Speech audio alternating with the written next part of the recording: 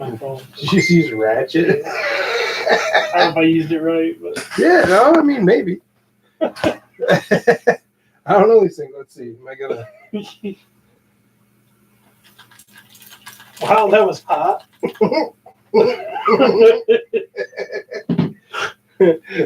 Snorted. I think that works. It's got us both in there and everything. We just kind of. Yeah. Yeah. All right. You gonna record it too? Make it its own special episode on there too? Oh yeah, that's what I planned. All right. Just whatever. Yeah. Okay, let's do this. This will be easy.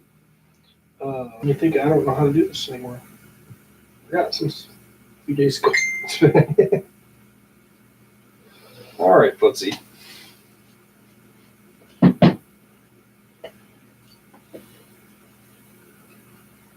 That's the wrong music. You remember how to do our damn podcast, man? No, don't remember.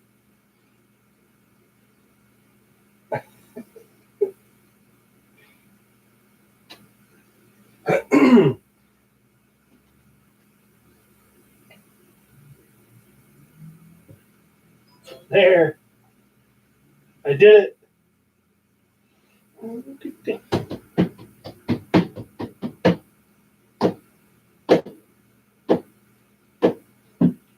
You're lucky. You get to listen to music twice. Huh? I said you get to listen to the music twice.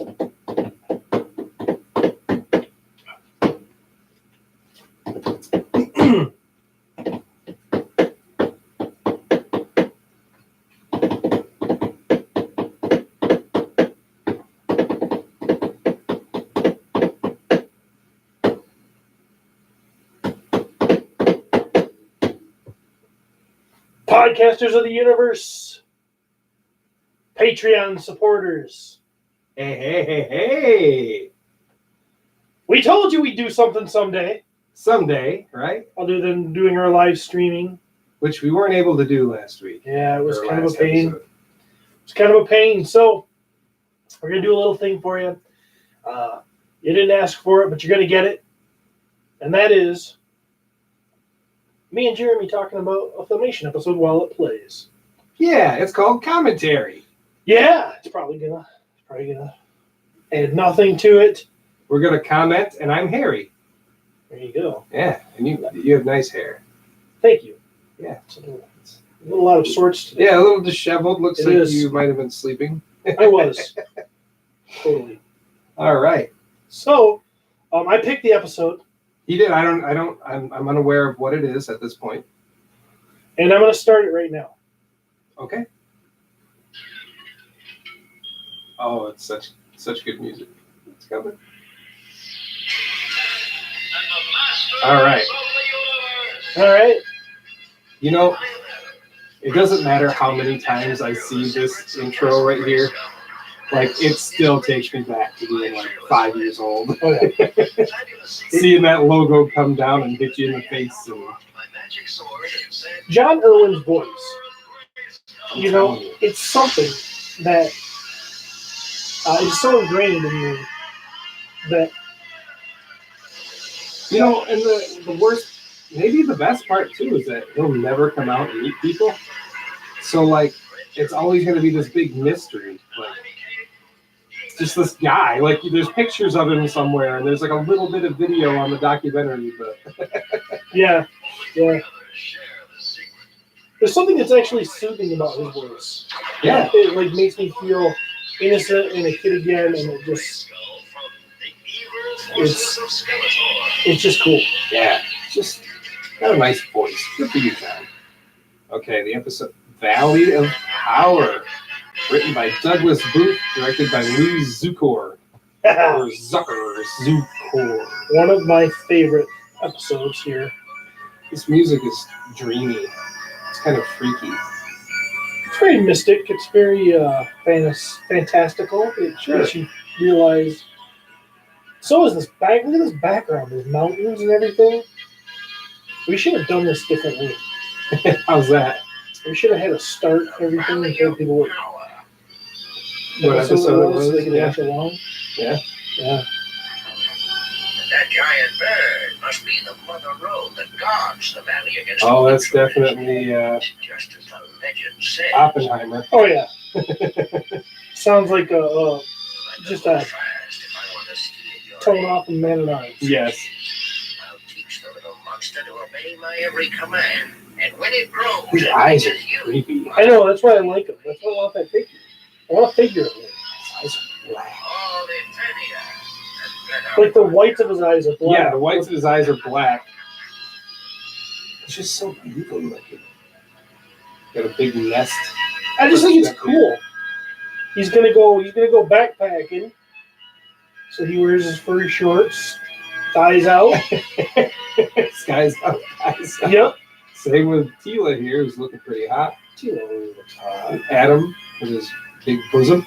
They always look like they're gonna go one direction and then go, yeah, I'm gonna go over here. Yeah. Yes.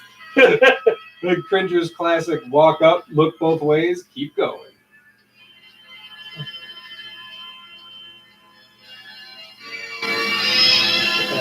That same bird noise. Oh yeah. You hear that every episode. Miniature snowhawk. Come on, Bridger, I know my birds. And that is Oh. a miniature snowhawk. So we know that Adam knows birds. Adam knows his birds. His miniature snowhawk. That's not a miniature snowhawk. That's clearly It's a miniature after all. some sort of dinosaur dragon thing. That's the Mother Road that guards the Valley A of mother row. We can't turn Okay. back now. And it guards what now? I missed that. Can't remember. I The think it's valley probably guarding. companion. No, I think it's guarding the baby. Oh, look at that. Now, don't tell me Adam ain't strong. So Adam's got Tiger by the tail, Tiger. Cringer by the tail. Yeah, he slid right off the edge. And he grabbed him. pulling him up a cliff. Safe as can be. Cringer has a strong tail. Yeah. How do Adam and I let you talk us into these crazy adventures? Come on, Cringer. The sorceress told all of us about the magical spring in the valley. It rises Yeah, once. So there's a every magical 1,000 spring in the years. valley. And today rises is the once. day. It's so Every All you have to some do is odd drink the years. water, and the magic will make you as brave and strong as He-Man and Battle Cat. Wow. What do you think of that, Bridger? I can't That looked nothing like you two. believe my idol. You really think it's possible, Tila? Well, maybe not. But anything will be an Oh, now it's getting blustery. it's getting totally. You gotta be careful of the bluster. It's warm. It must be coming from the valley. We better hurry. It's a warm So bluster. this valley rises water that'll give you powers once every forever.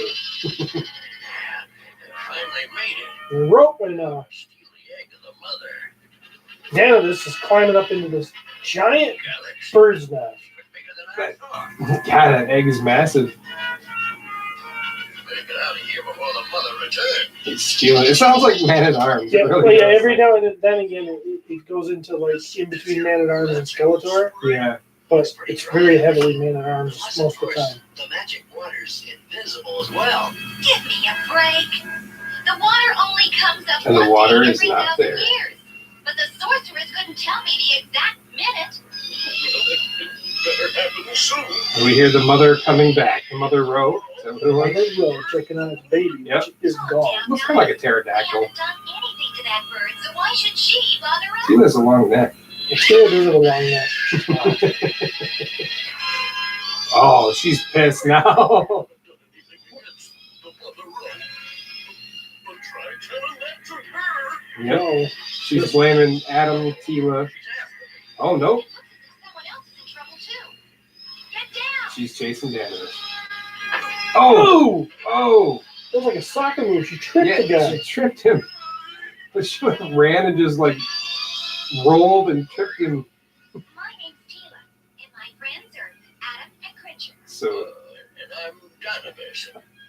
Why is that monster? I'm Danis, clearly a good guy with these black eyes. Magic spring. That's not nothing like Man at Arms. To become more powerful, The legend is right. Drinking the water will give me the power I want. Oh, he doesn't have eyebrows either. That's what it is. I didn't watch that. Yeah. Oh, it's him again. Evil.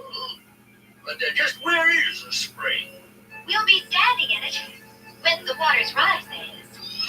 water will rise, but wait. Oh, now she's carrying a big rock, boulder, if you will. All right, I think here Adam. it is. Oh boy. Oh, so good. Oh, turn into He-Man, baby. I think Adam dyes his hair. No, man, I think he's a white one like that. Black eyebrows. Maybe he dyes his eyebrows. Maybe that's it. My brother has blonde hair. He's always mad because he says his eyebrows don't show up, so he always thinks that he looks like he doesn't have eyebrows. Right, right. So maybe he has the same problem, so he dyes them black so people can see him. Exactly.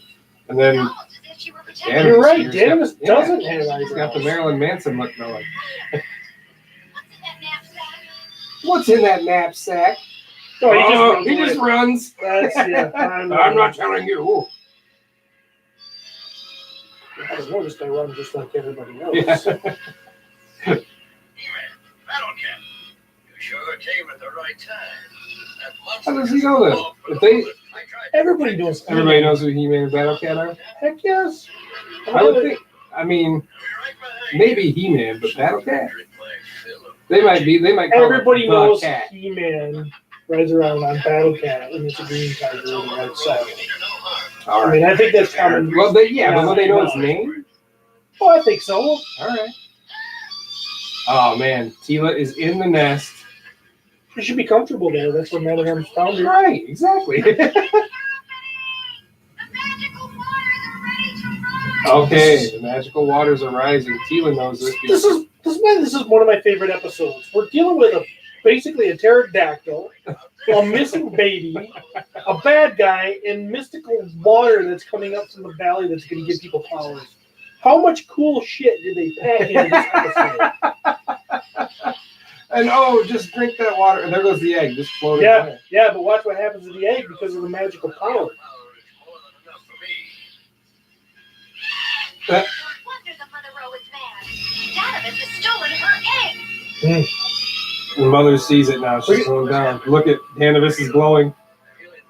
Looks like he's pooping in the water. Kind of. The magic worked. But look, Yep, oh no. the egg too. Baby bird. My baby bird. Oh my god, it's massive. It just grew right in front of our eyes. The baby grow to full size. To full size. So magic water You are now Turned it- under my turned it big. And for some reason it's under Danis' control. Interesting. It's like a duck. It imprints. And it saw Danis. It's like, okay, you're my dad. You lost their chance to be heroes. And then the water went away. I think it's time to What if take He-Man would touch that water? battle. I know. Is it like double, triple? Crazy. Yeah. Are you all right?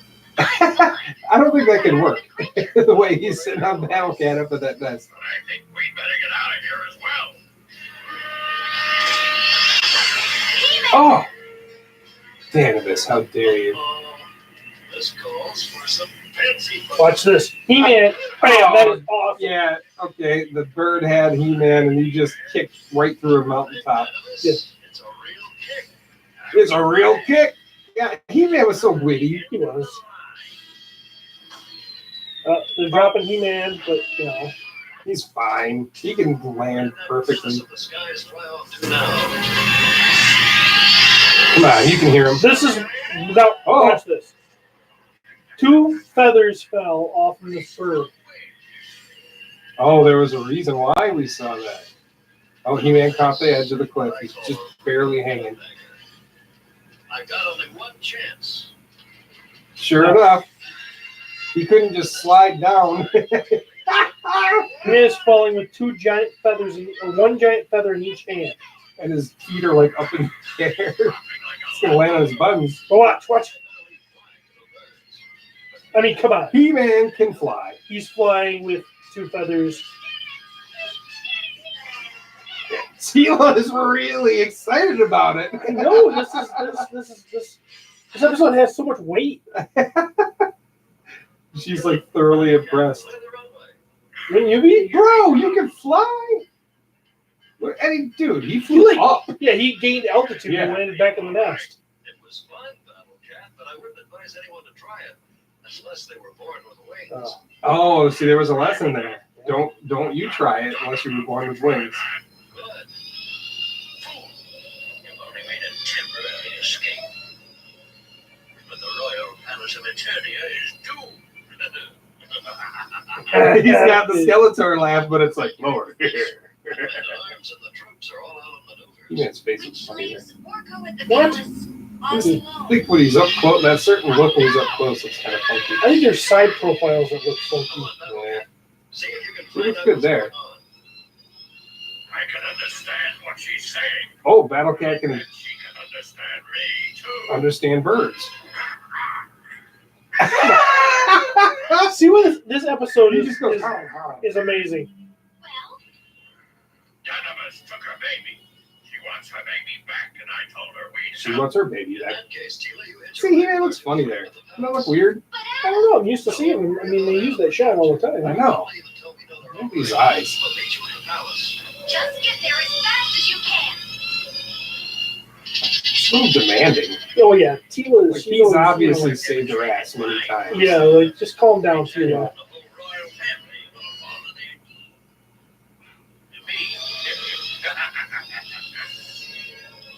Going So now- towards the palace. Yeah, he's circling Eternal's palace. Well, Orko's Orko's- sleeping on a hammock. And now he's in a jar. Oh no! Go back for He-Man and Battle Cat. Do you understand? Okay, so it understands humans now. heck yeah, it does. All right. Orko, where are you? She dropped off Tila at the palace. Yep, perfectly. Yep. She could like fall into a window We've got to. that has no glass. Right. And And Orko's hammock gave her an idea. Now apparently he's got a super long rope. They come, Orko. Or is that the hammock? I don't can't know. tell. Either way, It looks like a wrapped up Stop us. blanket or a super long rope. Oh, it must be the hammock, but it's like massive. oh, it's definitely not the hammock. It's way too big. It's like Yeah. a giant sheet. They just captured the baby Roe They're rolling my neck. and Danavis. Look out, Orko! That bird is dangerous. Oh, Danavis has a sword. See, this episode just keeps giving cool stuff. Makes absolutely no sense. No, I like it though.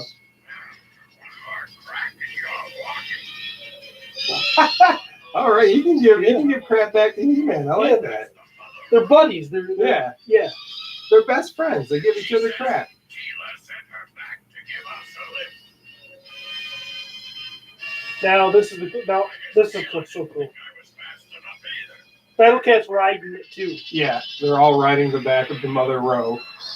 And we're back to the palace where the baby is just causing havoc, breaking things, Why don't you just knocked Orko down, and he thinks he's gonna fall, but he forgot he could fly. Now right there, Tila said, Tila, "Yeah, why don't you just levitate?"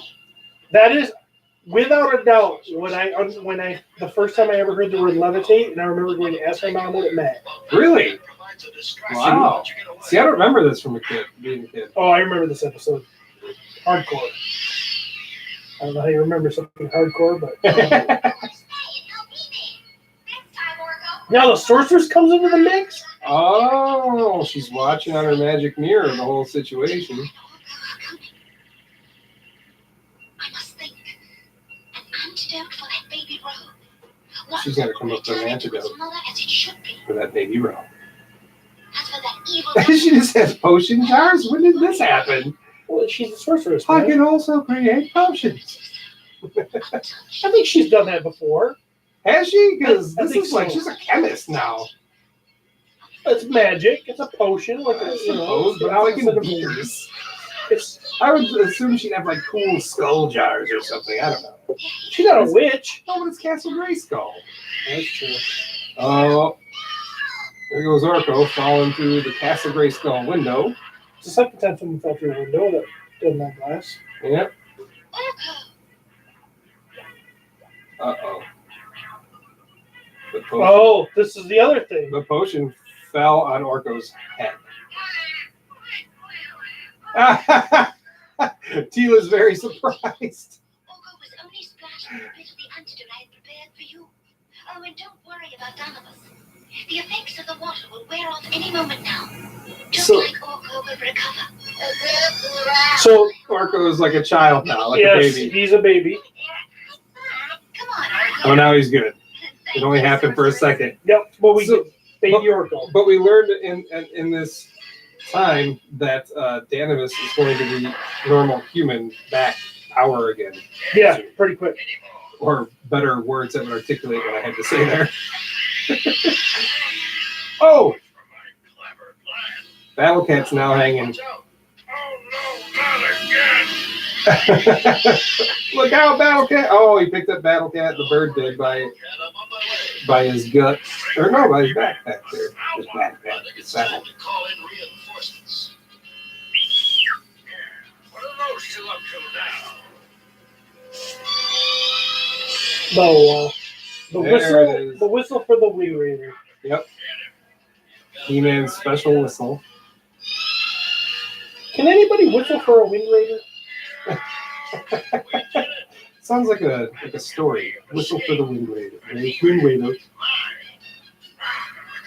There's the music I love so much. There's some fun dialogue in this episode. fly this crazy thing.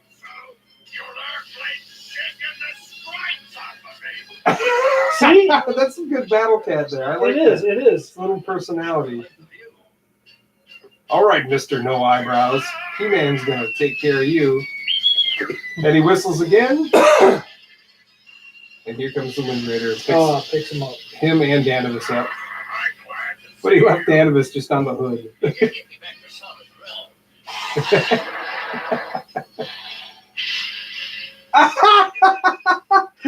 He did the whole slam your brakes and throws him off the hood trick. Oh, and gotta kiss the ground. Heck yes. That works. It did on you. He-Man! We've got the antidote! Great work, Tila. Oh, just tosses it. Wow, So- that was reckless. The power of the water wears off the Danavis. How can we wear off Baby Rose? Exactly. I shouldn't think of like No, don't think like that. antidote. Yeah. Red wine, baby roll. I like this too. This is great. It's time for little monsters to take their medicine. He just threw the whole beaker in Yep. so that So now it's chewing glass. It worked. He may be huge, but he's still a little baby at heart. Yeah. So it doesn't change his size? no, I guess it just makes him a baby It makes brain. him nice. Yeah, it makes him. Now that's Innocent. what I call a happy family. And now they fly off. But now the mother could never cuddle her little baby. Don't you remember, Orko? Well, The sorceress told us his power would wear off by itself. And until it does, I think. Oh, his power isn't worn off yet? Don't worry, He-Man. I've learned my lesson, and I intend to There he pay is, for my Moxie. evil deed any way I can. I don't believe As him. long as I can keep both feet on the ground. As long as he can keep both feet on the ground, he'll do whatever it takes. man. He'll make up for his evil deed. Oh, today's lesson.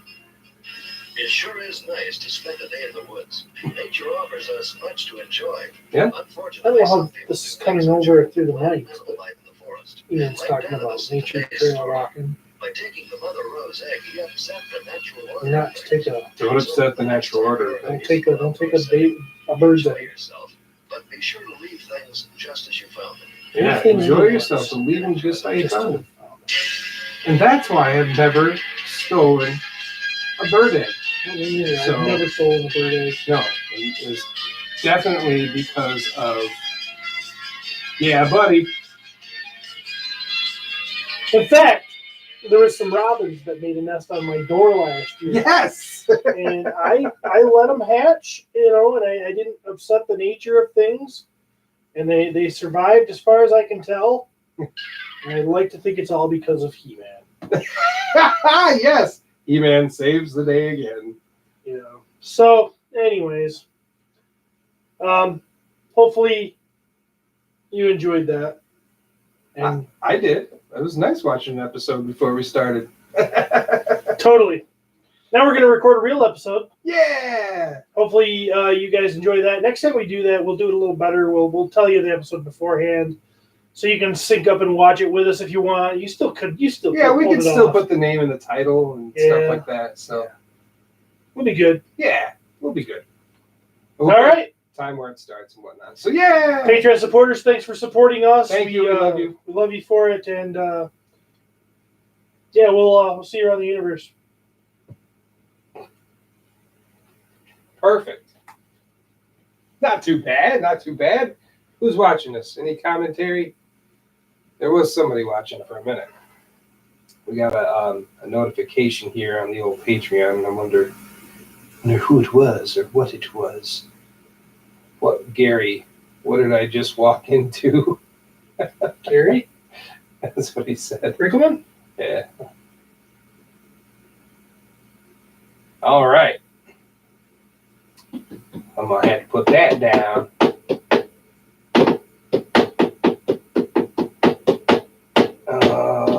Okay. And I'll get this all ready to go.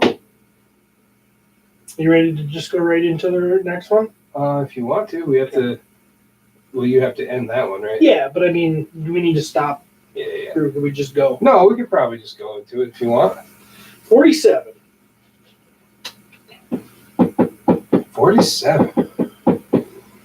Can't believe it. That's a lot of episodes for us. For a bi-weekly show. Yeah. I mean, it's-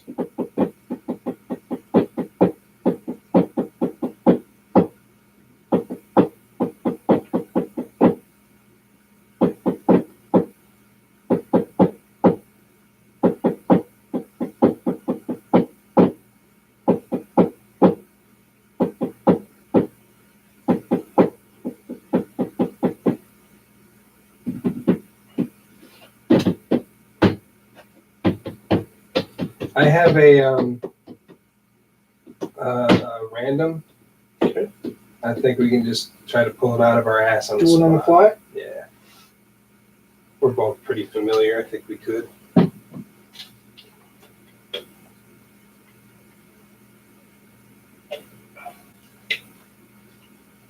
Ooh. It's frosty. Am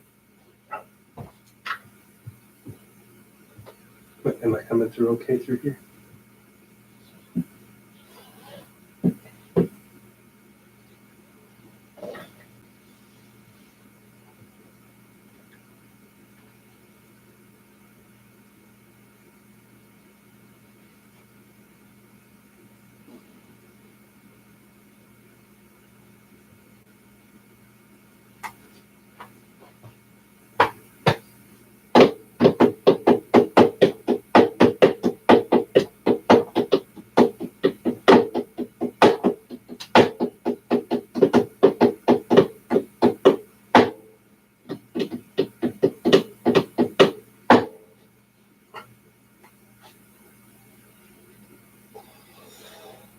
All right, now we got to get some real energy.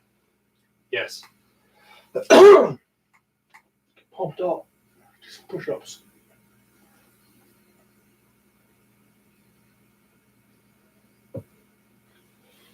Podcasters of the Universe, episode 47. 47. Yes.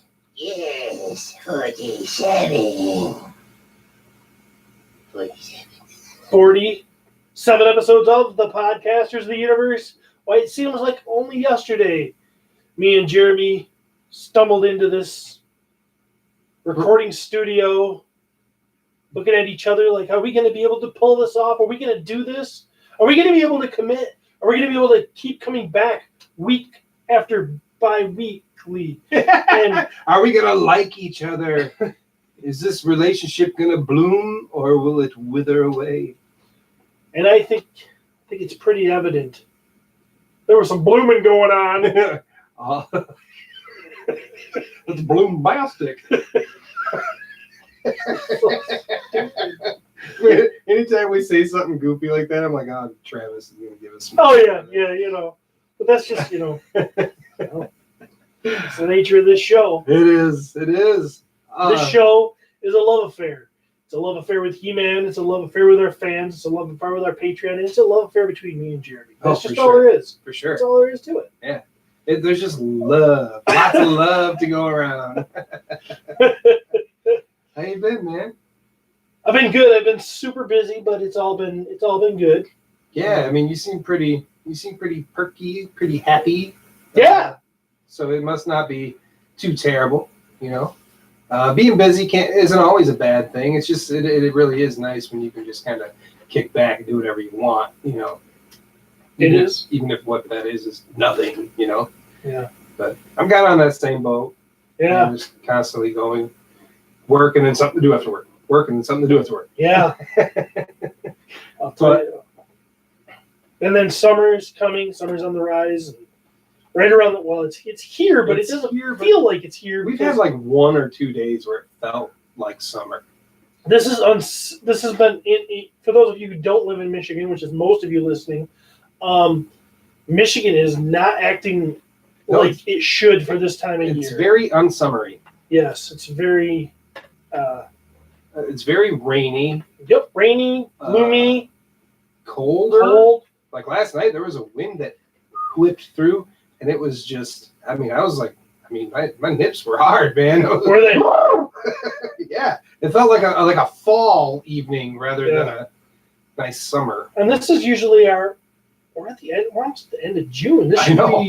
This should be hot, humid. We should be complaining more about how hot it is. Yes, 80-degree days with a lot of humidity, and then moving into the July 90-degree days. Oh yeah, August too. August 90-degree days. That's how it should be happening here, and it is not. Fahrenheit. Yeah. For you Americans. For you non-Americans. Non-Americans? Yeah, well, I mean, Americans are too. pretty good at Fahrenheit. But yeah, well, that's because we're dumb. We only know Fahrenheit. So if you say Fahrenheit enough times, it doesn't sound right anymore. Fahrenheit. What? It doesn't feel like a word anymore. Sounds like a place. You want to go to Fahrenheit tonight? See? Yeah, I guess so. Could be a place. I don't know. I don't know. We don't know what we're talking about. I'll tell you where I want to go tonight. Where? Eternia. Oh, girl. I want to go to Eternia. I want to go to that Eternal's Palace, and I want one of those cakes made by Chef Alan. Alan. Yeah. Absolutely. Yeah. I want. Oh yeah. I'd love some of their food. I love food in general, so if you couldn't tell. We just recorded a Patreon-only special little episode that's going to get released to the Patreon supporters, where me and Jeremy did a commentary to the Filmation episode Valley of Power. Mm-hmm. And so yeah, if you're not on Patreon, you're missing out. So sad. Sorry. We do have to thank our Patreon supporters, man, because you're keeping this podcast alive. Every episode is able to stay up, and we can keep recording and going on, and it's pretty sweet. On top of that, we have another. We might as well get into it right here. Take it away. We've been teasing giveaways recently, and they are happening. We're going to have another 2. Last year we did a giveaway for 1 year. We had like people make a video and blah blah, and whoever won got one of our the mini comic collection books and some other things. So we're definitely going to do something like that again. Only I think the prizes are going to be better. And that's for everybody. But for you special people who are supporting our Patreon, there's 20 of them right now, by the way, which is pretty awesome. I didn't think we'd get one, so 20 is great. We are going to be giving away a book that you probably don't have. I think it's fair to say. I would say, yeah, it's. I mean, there are people that have this. The book. I tell you this, I don't have it. Right. I I mean, we were graciously given one for the podcast, but Yes. up until that, I had never even seen it in like person. In person, right. Joshua Van Pelt has hooked us up, and he's hooking up the listeners, which is very gracious of him. But we are going to be giving away a Power and Honor Foundation book for one. That's right, one lucky Patreon supporter. If you recall, a couple episodes back, Steve and I did a trivia game, and which we really sucked at. We weren't that bad. We were okay, but We were above average. yeah, but we in did feel He-Man kind of knowledge. yeah, we did feel kind of dumb, but Which you isn't hard to do Yeah. because most people don't have any He-Man knowledge know, right. in the world. But anyways, Yes. So our thought is that we like doing that, but obviously you and I would be playing another trivia game. yes. But instead of playing for ourselves, we would be playing for a lucky Patreon supporter. So to put this into perspective, Yes. all names of Patreon supporters before we play that are current Patreon supporters of the time that we record the episode in which we do this, all of your names will be put into a hat. I will pull out a name. Jeremy will pull out a name. Jeremy will be playing on behalf of the person's name he pulls out. I will be playing on behalf of the person that I pick, unknowingly. Travis will be coming in to do the questions again. Yes. And the winner, if I win, whoever I'm representing gets the book. If Jeremy wins, then that person will get the book, the person whose name he has drawn. I would like to apologize in advance for the person I'll be playing for, as you will not win that book. I don't know. Yeah, we'll say that, you know. You never know, right? I think we're equally dumb. Okay. So I think they I have think I that's think fair. they got a I think 50-50 that's- chance. Yeah, I think that's fair. You know, it's just going to be if I just happen to get that question that I know, or vice versa. You know. Yeah. I just thought, like, we were trying to figure out a way to do this, and like I said, Josh was super gracious in giving us this book, and we just wanted to find a good way to say thank you to our Patreon supporters, and we still, like I said, will have a big thank you to the rest of our listeners out there, because obviously we love you too. Well, put it this way: we have more than one book to give away. Yep. So therefore, I mean, we can do this again, and we probably will. and there's going to be other stuff too. Oh my gosh, we're just not going to tell you what it is yet, because we like, we like to dangle the carrot, Right. so to speak. So yeah, figure we get that out of the way. I don't know when we'll do it. It'll be, I would think soon, yeah, maybe next episode. maybe next episode. So, yeah, if one of you supporters already has the book and doesn't want it again, I guess you could tell us, and then we don't have to play for you. But whatever, it's up to you. So Yeah. we know how we're gonna do it. Right. So, well, cool. We got that out. That was exciting. We've been holding that for a little bit here. I before we go into news though, I just wanted to I got some stuff recently, some He-Man stuff, All right. and I didn't bring it in, but you've seen some pictures and stuff. I just really want to talk about it real quick Let's talk about it.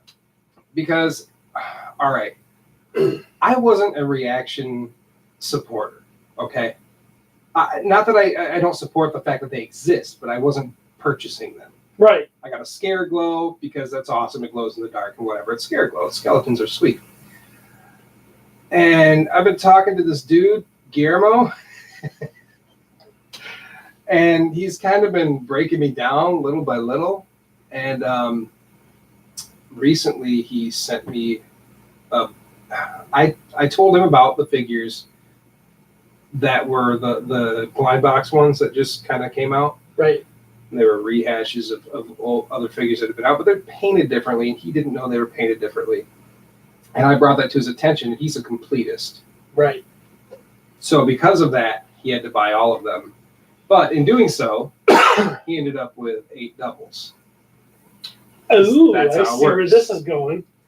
So Jeremy ended up with 8 doubles. Oh, well, actually, they're not doubles for me, but and I think I got the bug. Like I didn't want to, but Guillermo, like he'll get in my ear and he's just like, you should get this. And I'm like, no. And they're really cool, man. Like I had no desire whatsoever. But once you get them in your hands, you start like messing around with them. And I went on a raffle page and I ended up, or it was a claim sale, and I ended up getting the Los Amos Skeletor, which I had in my possession at one point, but I picked him up for Martin Canteros Paz at PowerCon last year. But now I see it and I'm like, oh God, that's awesome. And now I want more of them. So it's another rabbit hole to You're go down. hopeless. I am. Like I'm addicted. I'm addicted to He-Man and toys. So not only did I get those things, and I want to thank Guillermo very, very much so, because they are pretty sweet. But I also got some cells from James Etok. Oh yeah. And I did post those on our social media pages, but he brought up that he was selling some cells that were just kind of like a B characters or C characters even. And, you know, they weren't anything super special, kind of weird poses or whatever. But I saw this pencil drawing of Celise, and we all know how much I love Celise. Yeah. And so I purchased it, and then I messaged him and said, hey, man, thank you. I really love Celise, this and that. He goes, oh, well, you must not have seen all the other posts I made about all these cells. And I said, no, I saw some of them, but they were expensive. And anyway, he found like 3 more Celise pictures, cells for me, and I bought them from him. And now he's going to keep his eyes open and kind of make me spend my money. So Right. yeah, and They're beautiful too. I've seen pictures of them. they are. And there's a couple, like she looks kind of like lazy-eyed in a couple. Man, there's one I just like. I kicked Laura out of bed and just laid her right the cell, like right next to me, and it was dreamy. So It's yeah, Filmation women. I'm telling you, Man, So yeah, I got a couple things. It was exciting. that is very cool. I just want to talk about it. I'm glad you did. Thanks. I got something too we're going to review a little later. Oh really? Yeah. All right. I see there's a box over here, but Oh yeah. I made sure that I didn't peek because I knew you wanted to keep it from me, just to show me later. So Right. I don't like the surprises ruined for me. Like Right. somebody told me once that like my birthday cake candles, they were sparking a little bit, and they said, "Oh, those are fake. Those are The ones you the can't trick blow out, candles." yeah, And it ruined it for me. Son of a gun. Yeah, like my mom was gonna play a little trick on me, and I wouldn't have known any better. And now forever I will remember that sparking I candles. want to know how the hell those work. I have no idea. They're immune to human When I breath.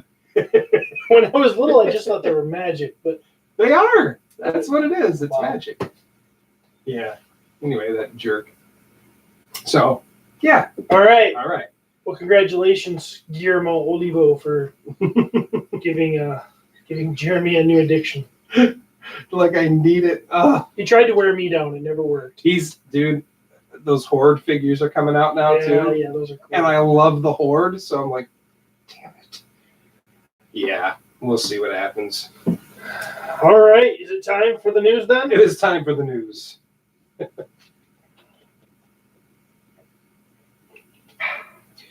All right, Jeremy, lay some news upon us.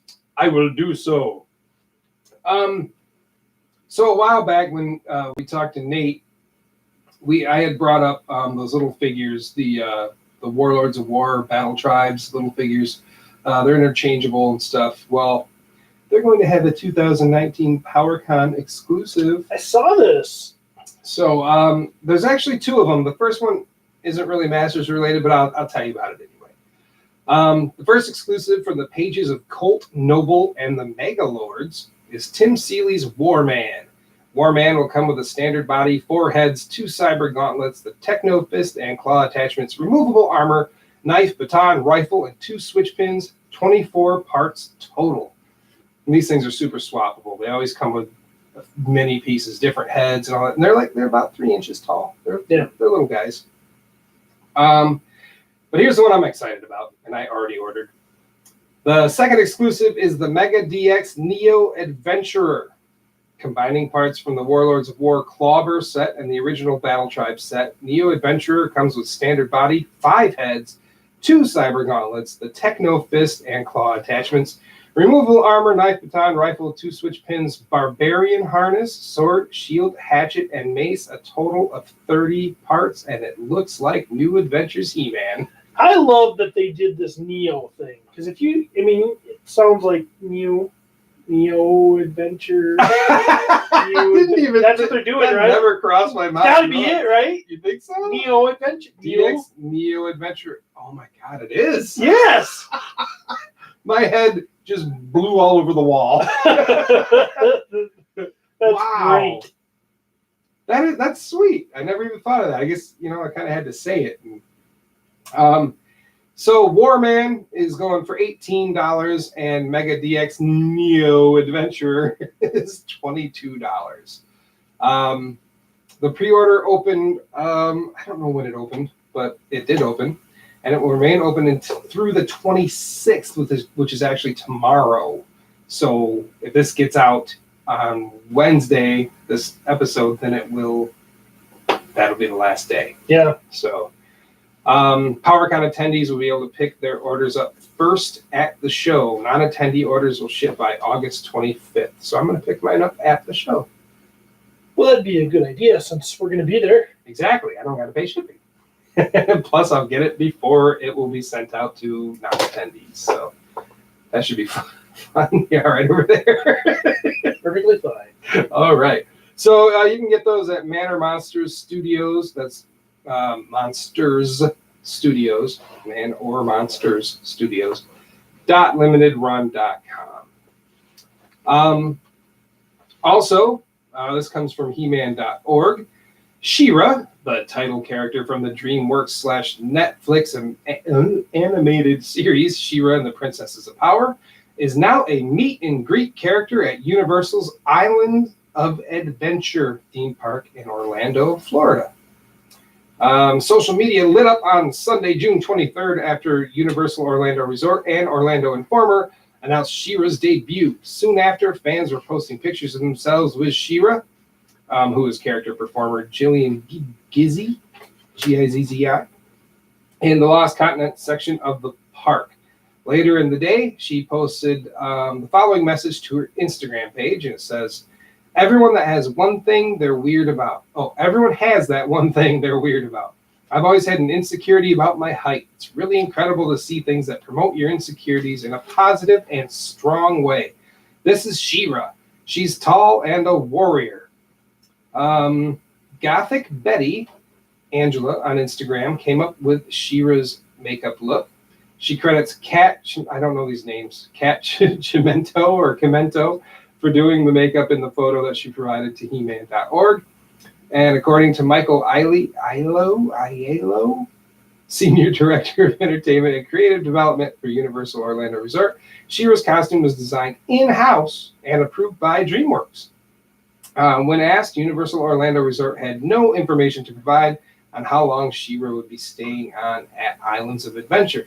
However, one of the people that Gizzi tagged in her Instagram post posted that She-Ra will be there for 3 months. And also, on top of that, season 3 of She-Ra and the Princesses of Power is coming to Netflix on August 2nd. So, well, that's not far off. No, not at all. Did you see the picture of her? I did. I thought she looked great. She looks cool. The boots look stupid. The boots look pretty dumb. They're a little too big. They're kind of like Mega Man-ish. They're just, I don't know, they're just large. I mean, they're like the cartoon, but they're not like, it looks like they're like moon boot material or squishy, and they just don't, they need to be like a real boot. Yeah. It could still be oversized, like the character has and everything. But, no, I mean, she looks good. I thought it definitely worked. Like seeing it in a live action, I guess, setting like that, I don't know, it was a good look. You know, I do want to try to sift through my own thoughts here because I just had a thought, and that's dangerous because when I start to speak about something that I haven't thought of before, I end up sounding like an idiot. But Okay. the part where it's talking about like her insecurities and stuff, Yeah. I think that's weird. It's really a thing on like modern today philosophy where we always got to have these people and we always got to talk about some insecurity or some Right. hardship that they had, and it's like we're always. I think it says I don't know how I feel about that. So is it because people are kind of going like straight for the negative thing? It's like everybody, we always have we're gonna put this out there, and then we want people to identify with this character. So let's say that you're insecure about something or something like that. I can't tell if I feel that that's a good thing or not. All right. I could see it, I guess, kind of being both ways. There are a lot of people who are insecure. I've always kind of been that way. And like my daughter's insecure. Just how she is. It might be the way kids kind of like, they kind of bond over insecurities in a way. At least I'm just speaking like from my daughter's point of view, like her and her friends kind of like, this is what I don't like about me. And this is what I don't like about me. And they're like, just 13, just teenagers. And, I try to encourage them. I'm like, no, you guys are great. Here's your good attributes. And I don't know, maybe it's, I guess it's nice because then those people who do have those insecurities can be like, well, you know what? Like this person's insecure about this and look what they're doing. Like it could be a positive thing. But at the same time, I guess, I don't know. Do you like people pointing out insecurities all the time? I just feel like of course, I had insecurities when I was a child. I don't know who didn't. Yeah. Okay. But part of growing up is learning how to deal with them. True. And so, like, I just feel like I feel like sometimes it's just too coddling. It's just too, I don't know. I just think people need to buck up and just just deal with it to a certain extent. I don't need to have my, see that was the cool thing is I don't know. I guess it goes back to like the whole redo of She-Ra and making everybody like, not just She-Ra. You try to make her younger. Right. It's like, no, that's not my cup of tea because He-Man and the original She-Ra, they were like adults to me as young a child. adults, but yeah. They're who I aspired to be. Right. So I don't want to watch them being kids. It's like, well, this person's just like me. Or, they're just like me, and they're scared they're going to get a pimple, or they're scared that they're going to do this. Right. They're scared, I don't know. And it's like I said. I guess it's a different way of going about things. I guess we haven't. Just talking about She-Ra, we haven't had a version of She-Ra that was worried about small things like that. She worried about more adult things and stuff like that. So she's got to worry about taking out the horde while He-Man's holding up that mountain. right. I don't know. No, But anyways, it's like I said, I don't. It's just something that strikes me. We're just so full of so many feelings nowadays. Yeah, We're just we're just this big puffy bag of feelings. that's what I've always Puffy, been. soft, marshmallowy bag of insecurity and feelings. And Great, now I'm hungry. it's great that I know everybody else is too. We're all got problems. And let's dwell on our problems, and I guess we have yet to see what will happen. it's gonna be strange. Yeah, maybe in the future. Or maybe it isn't. I don't know. Maybe they'll be way better than us sucking our feelings up and hiding them. Maybe, but I got some serious feelings, all hidden and buried away. Oh, I know. See, I maybe. can't even find them anymore. See, maybe you're jealous. Like Maybe I am. Maybe that's what it is. Like you weren't able to express that when you were younger because you'd be called names or whatever, and now these people can. No, Should we pause this to hug or something? Or? no. I think we're good. I'm good.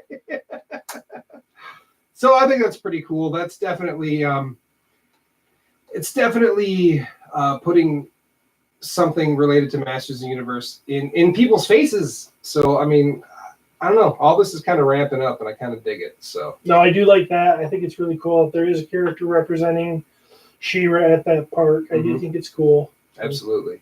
So let's see. Oh yes.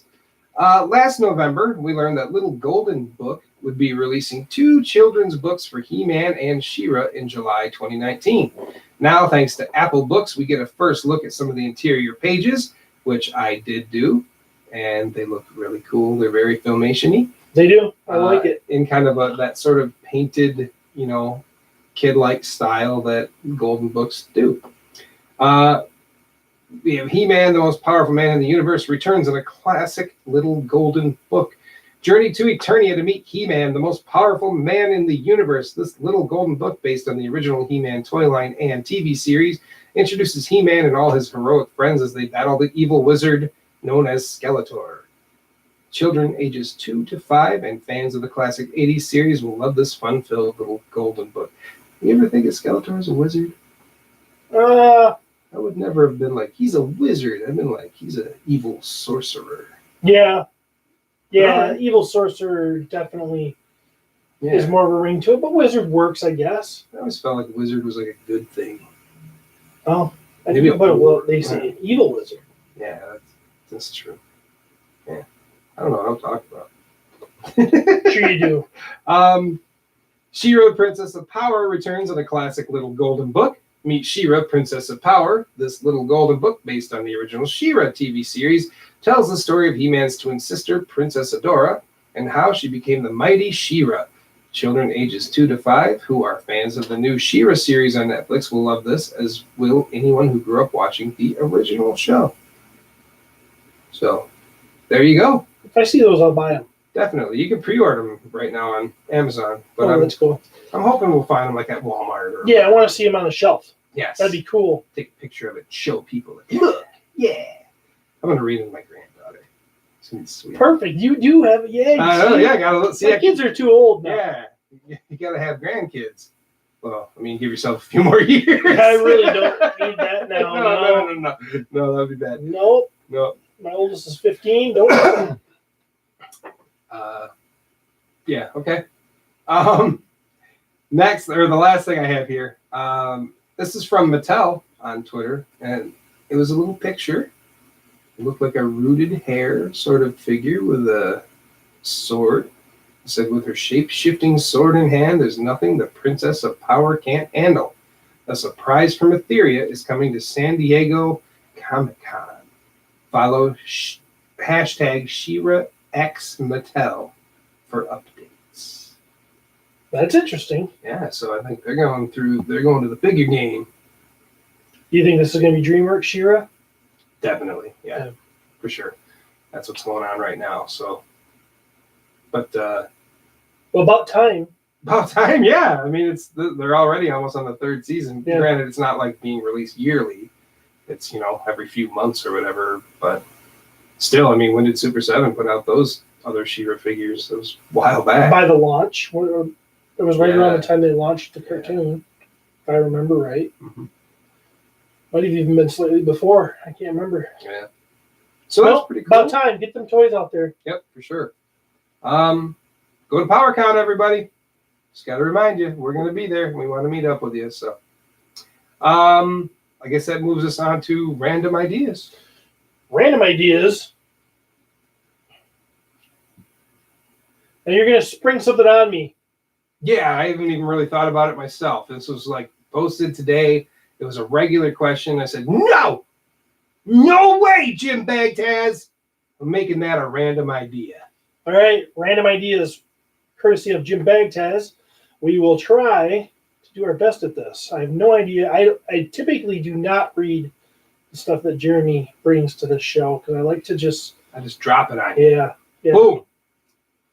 Just like I don't read the mini comics before we go. I'd like to say it's because I just want a genuine reaction, but it's probably more to do with me being lazy. Yeah. I do the same thing on My Wife Is Going to Kill Me. I never read the toy drama. To be fair, I used to send you the You did. itinerary every time, and, Yeah. and then you'd be like, "Oh no, I didn't check it out yet." I'm like, "I'll just stop sending it to him." Then. Right. You're fine. You do it on the spot. So We'll see. I'll probably crash and burn today. let's do it. Let's crash and burn together.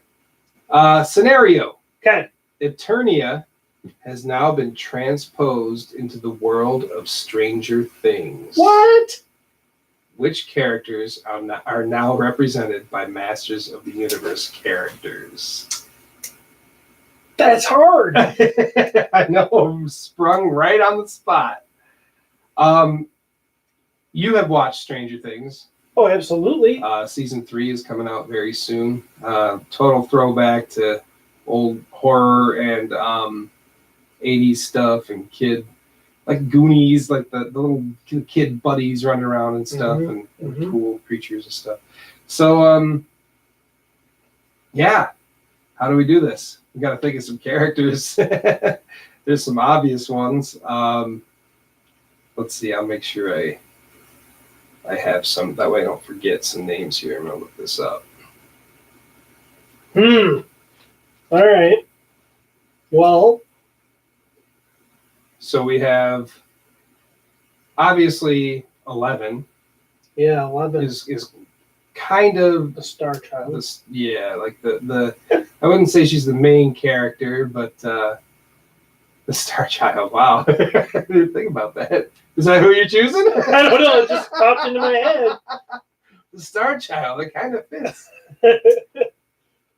Oh man, she is. Who is proficient in magic or powers? A sorceress, but I think she's too. She's too grown up or motherly type figure. Yeah, Castaspella. she's young. I'm trying to think of somebody who might be a little naive, a little, you know. It's like I want to put Orko there. Yeah, Orko, but she's, 11's pretty. She's a force to be reckoned with. She is, of course. I kind of like your Castaspella idea there, but trying to where you can see our, if you were watching us, You can our see eyes these are, wheels turning. yeah, our brains We're are. thinking through. Somebody's yelling at us right now, like, Characters. dude, this is the perfect 11. 11. The kid character that has great power and Saves her friends and yeah, dude, He-Man. you're kind of right. He-Man. Yeah, it's He-Man It's He-Man. or She-Ra. Yeah, or It's She-Ra. one of those right, two. Right. It's one of the twins of power. Yeah, because that is the person that can save the day. Yeah. Oh, that was easy. All right. You're looking into it way Yeah, too that was hard. way too. All right. Then you have Mike. He's kind of in love with Mhm. 11. He's kind of he's kind of capable. Capable. He jumps to conclusions a little bit. He's Tila. He's Tila. So Mike is Tila. All right, this is falling in. How about Dustin? Dustin, Ram Man. Yes, dude, perfect. Because he's kind of he's kinda loyal. Yeah, He's cool, but he's kind of he seems naive, very lovable. Seems like he would get into trouble a little bit more just because he's kind of Naive. Naive, Well, like he yeah. raised that dog, yeah, that demo yeah, dog. the Dart. Yeah, and his Yeah. friends told him to get. Yeah, get rid of that thing. No. Yeah, he's too good-hearted. So yeah, that's totally Ram Man. Lucas. Lucas is kind of like the He's your warrior, man. He I is your don't know warrior. why, but I always think of him wearing that bandana. yeah. From the first season, I think, and Yes. I thought of Rambo. Yep. He's another one that's. He's also kind of like he don't put up with any crap. It's like this is the way it's gonna do. Is he the one that builds the build stuff? Does he kind of do the tech stuff? Seems like he always had the radios, the two-way radios. They had radios, but I don't know if he like built it. Did he modify stuff? Does he? Because I'm thinking of Man at Arms vibe. All of a I was sudden. feeling a Man at Arms vibe too. Yeah.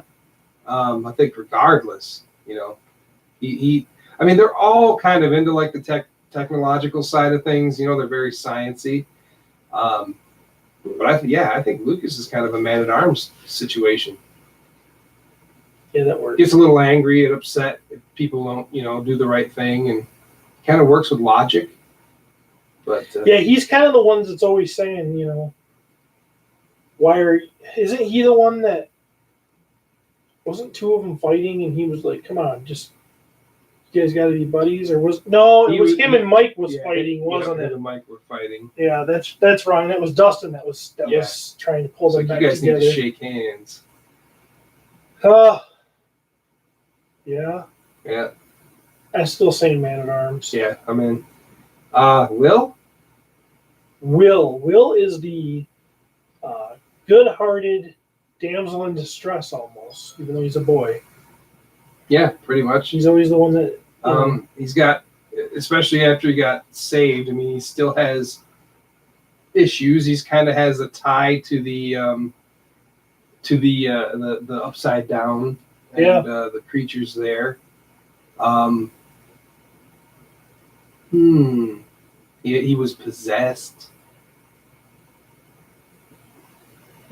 Yeah, This is a difficult one. that is a difficult one. Trying to think of somebody who is. I mean, I don't know why my brain's going to Fisto, Okay. because Fisto's Forest. He was. See, but he was never bad though. See, The kid was never bad. No, he was possessed for a minute, where they were trying to lead his friends away from finding out things. But this is kind of where I don't know. Is it Orko? Yeah, that's exactly where I was going. Yeah, it feels like Orko. Like he would have ties with the other side, but he's kind of innocent and just doesn't want this. Yeah, and, he's Orko. yeah. All right. How about Nancy? That's Mike's sister, right? Yeah, Mike's sister. And who do we have as Mike again? Mike. Tila. Yeah, Tila.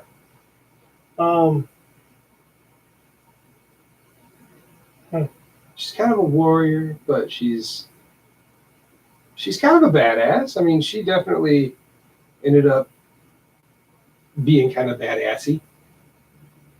Sheodora? She's capable. She's courageous. She's loyal to her brother. All right. Okay. I didn't go She-Ra because she really doesn't have any power. She doesn't have super strength or anything. Right. But Adora she's pretty capable without her powers, so I'll take it. Hmm. Unless you can think of something better. I can't for think of others, anything. but Yeah, maybe that something one's a pop little up. hard one. I won't go through every single character, but okay, Chief Hopper. Yeah, Hopper. Hopper. He's probably my favorite in that whole series. He's Fisto. He is Fisto. Yes, with a dad bod. Yep. He's the one that's gonna punch the door down. Yep, he's gonna act before he thinks. He'll be the one getting to the top, getting to the bottom of things, like storming the castle walls, if he has to, which he probably would do if he didn't have to. So Joyce, the mom. Joyce, the mom. Now she's the character in that show that irritates me sometimes. Yeah, kind of drives you a little nutty. Shouldn't you be used to this crazy stuff by now and stop crying about everything? I can see the first episode. Right. And it's the first season, she's not going crazy, but when she's going crazy, everyone thinks she's going crazy. You kind of take their side, even though she's not crazy. Here's why: because if this was happening to me, it's like she expects people to believe her. I wouldn't expect anybody to believe me. Right. But this is some crazy stuff, and nobody's gonna freaking believe me, and that's very, very stressful. But don't try telling people. You got to show Yeah. Yeah. See these lights? Now you know. Now you know. Right. That creature starts coming through the wall. See? Yeah. Now what do you think, huh? Yeah. All right, when I end up dead. So, oh man, I have no idea who to put in her spot. Yeah. And we had Orko for Will, and this is Will's mom. Oh, Yeah. yeah. The only motherly figure on there is that I can think of would be the sorceress. I mean, or Marlena. Marlena. Yeah. But I don't see Marlena's like. This is a hard one. Yeah. I don't think you can do this one. I think we have to use the sorceress only because she's kind of motherly and a little aloof. I can see the sorceress like, kind of going crazy and talking to herself. you know? I could see that. I think if she was in the real world, she'd be like a flower child. Yeah. She'd be. So that's what I'm sticking with for that. Okay. All right, We'll do fair it. enough. I don't love it, but I think it's all the best we can do. I think some of them we did really good though, because I was pretty lost when you first said it. I'm like, how the hell are we gonna do Yeah, this? how are we gonna do Stranger? Like this is completely different, but yeah. So that wasn't too bad, I right? call it a win. Well, hopefully Jim approves and the rest of the listeners as well. So that moves us on to listener feedback. Listener feedback. Heck yeah. There we go. It's one of my favorite little jingles.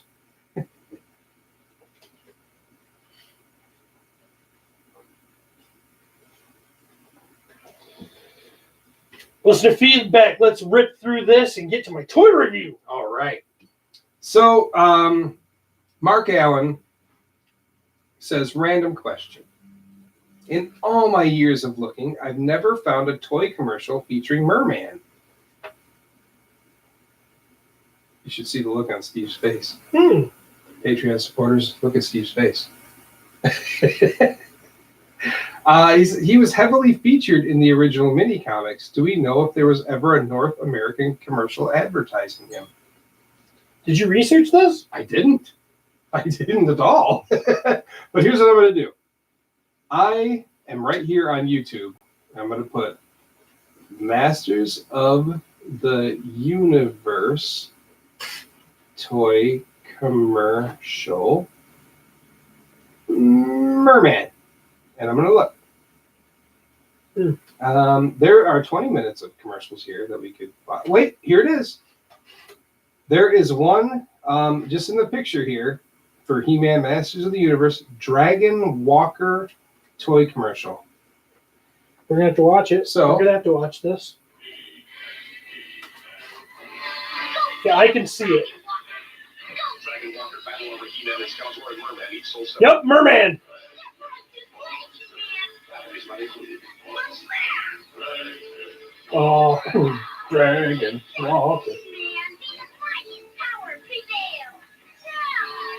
New Dragon Walker vehicle for use with. So there you go. I I don't know if that's the first one or the only one with him, but there you go. There's definitely a Merman toy commercial. Nice. So look up the Dragon Walker, Mark. Greg Tamizian. He taught me how to say it. He did. He did. It's exactly how it's spelled. Nice. Nice. And he says it right here. Hey guys, my last name has one Z in it. LOL. Because remember, I'm like, so. Oh, that's what he meant. You did do that. Okay. Yeah, I was dumb. He says, now my question. Am I the only one that is content with collecting classics? I mean, the new 5.5 looks good and all, but the classics hit it out of the park. It feels like going backwards with the 5.5 inch. What are your thoughts? I get where he's coming from completely.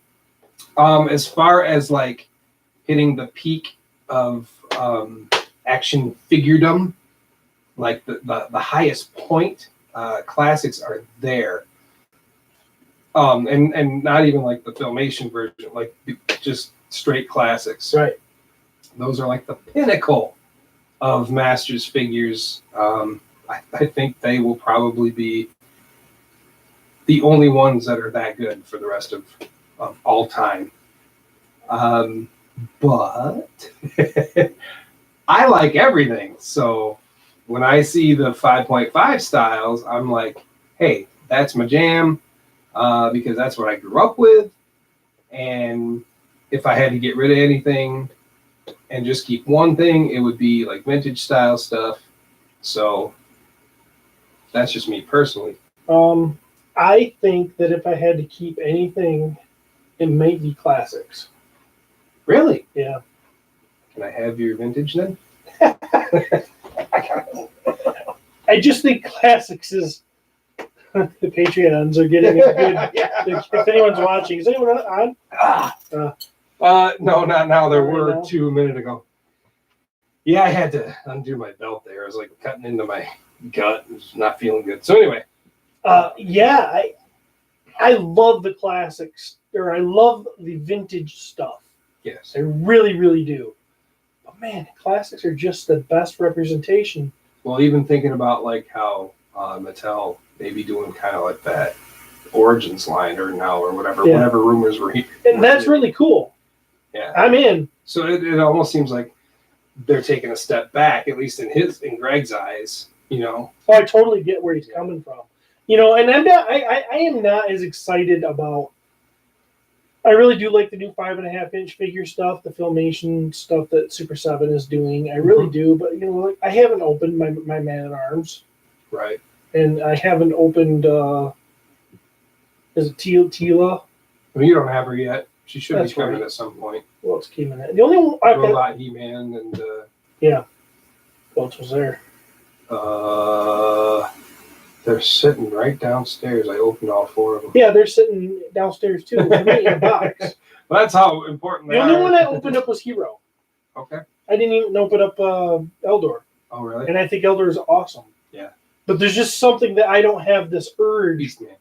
Yes, and I love Beastman. Right. You know, so I get it, but I do enjoy them still, and I'll Yeah. I'll continue to buy them. My thought process from here on out is like, I mean, where do they go from there? You know, they can't make them any better, can they? I mean,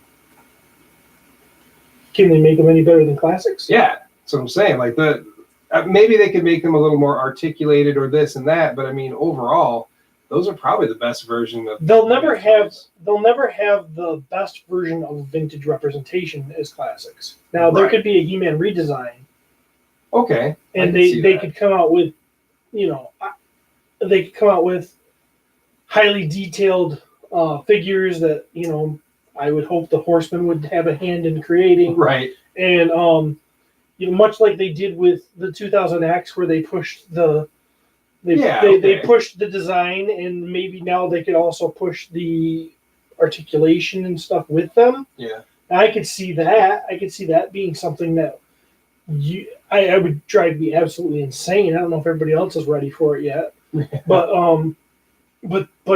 yeah.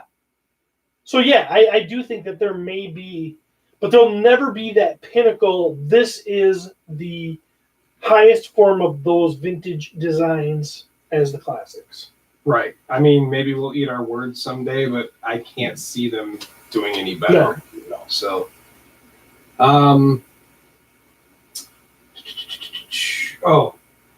he also says he had 2 questions. That's why I was confused. I'm looking over here and I'm like, wait, I didn't read. Okay. He says, got one more question for you guys. How do you feel about the SDCC exclusive being an only show exclusive? Maybe you meant only at the show. Only Right. at the show. Before we used to get show toy and a little different tweak online, like Hero, how he had the Con logo on his chest if you got him at the show, blah blah blah.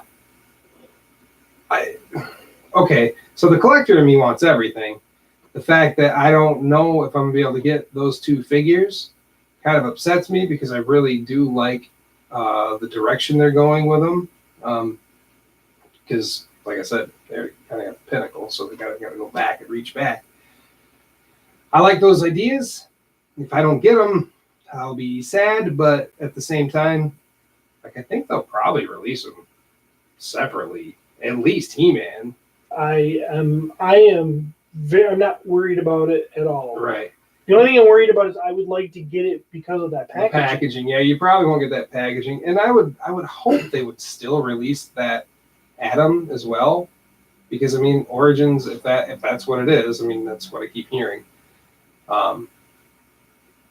You know, I would think that they would not, you know, deny us both figures, but you know, you think like what Super 7 did with the Hordak and She-Ra 2-pack and the He-Man and Skeletor 2-pack for the Filmation, you know, 5.5. You know, and everybody's like, why can't we get these? And, you know, then they release them separately on card. So I know it's not Super 7 who's doing this, but I could see that happening. I do think that we'll be able to get our hands on this. If they want to launch a toy line, they need to have He-Man. Oh, yeah, for sure. They need Yeah, to yeah. have, and I think if it's true, like you just said, if it's truly Origins, then that should be the Atom. I think this is going to be a packaging thing we're going to miss out on, if anything, and they're still going to have some after the fact, and you might be able to get it there. I've gotten plenty of San Diego Comic-Con stuff in the past through Mattel. That was, you know, they had a date after San Diego Comic-Con, and I was able to snag it. Yeah, there could be very limited quantities and gone in 30 seconds, and we might not, you know, most people might not get them. But I don't have any. I'm not worried that I won't be able to get these figures. I just don't. I'm worried I won't. I've pretty much come to accept there's a good chance I won't get that packaging. Right.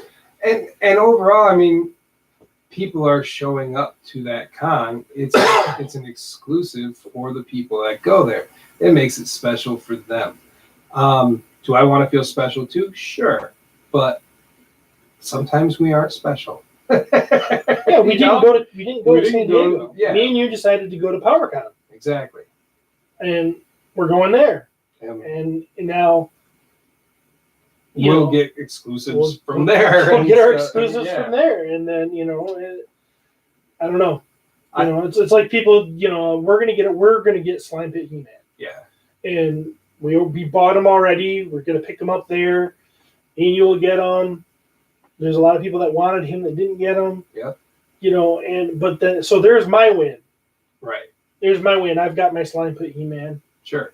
These people are going to San Diego. They're going to get these figures. It's their win. That's what makes exclusive special. Right. Yeah. I mean, if you don't have those exclusives, then it's not like what's the point? But at the same time, it's like entice me. Like what am I going to get that's special from this company for showing up? It's a nice thing to throw towards fans, I think. And you will be able to get them. You're just going to pay through the nose. Yeah, right. And I don't want to give my speech again about the cost it takes to go to the con versus the cost it takes to buy it on eBay for another $75. Or something. Right. So I'm not going to go through that again. But yeah, you can get it. You just gotta, it's not like these people that are at the con got there for free. Right. Yeah. They're paying to get there. They're paying for the tickets. They're paying. I mean, travel, all that stuff. So they've earned it. Exactly. So I agree. Yeah. I don't think that I should just get a trophy for participating.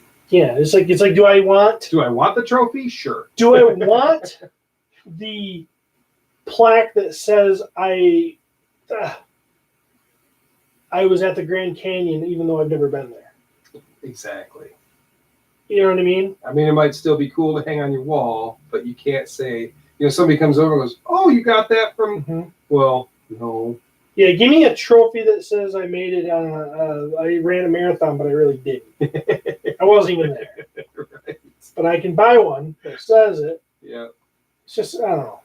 And this comes from kind of being watered down, or not watered down, but kind of like beat down by all these comments we see from people online, just complaining left and The right. sense of entitlement is ridiculous. Yeah, I should be able to let's start a petition and this and that. And it's like, come on, guys.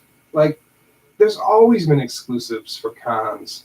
Like, what makes it, why should they change now just because you're upset and you're starting a petition?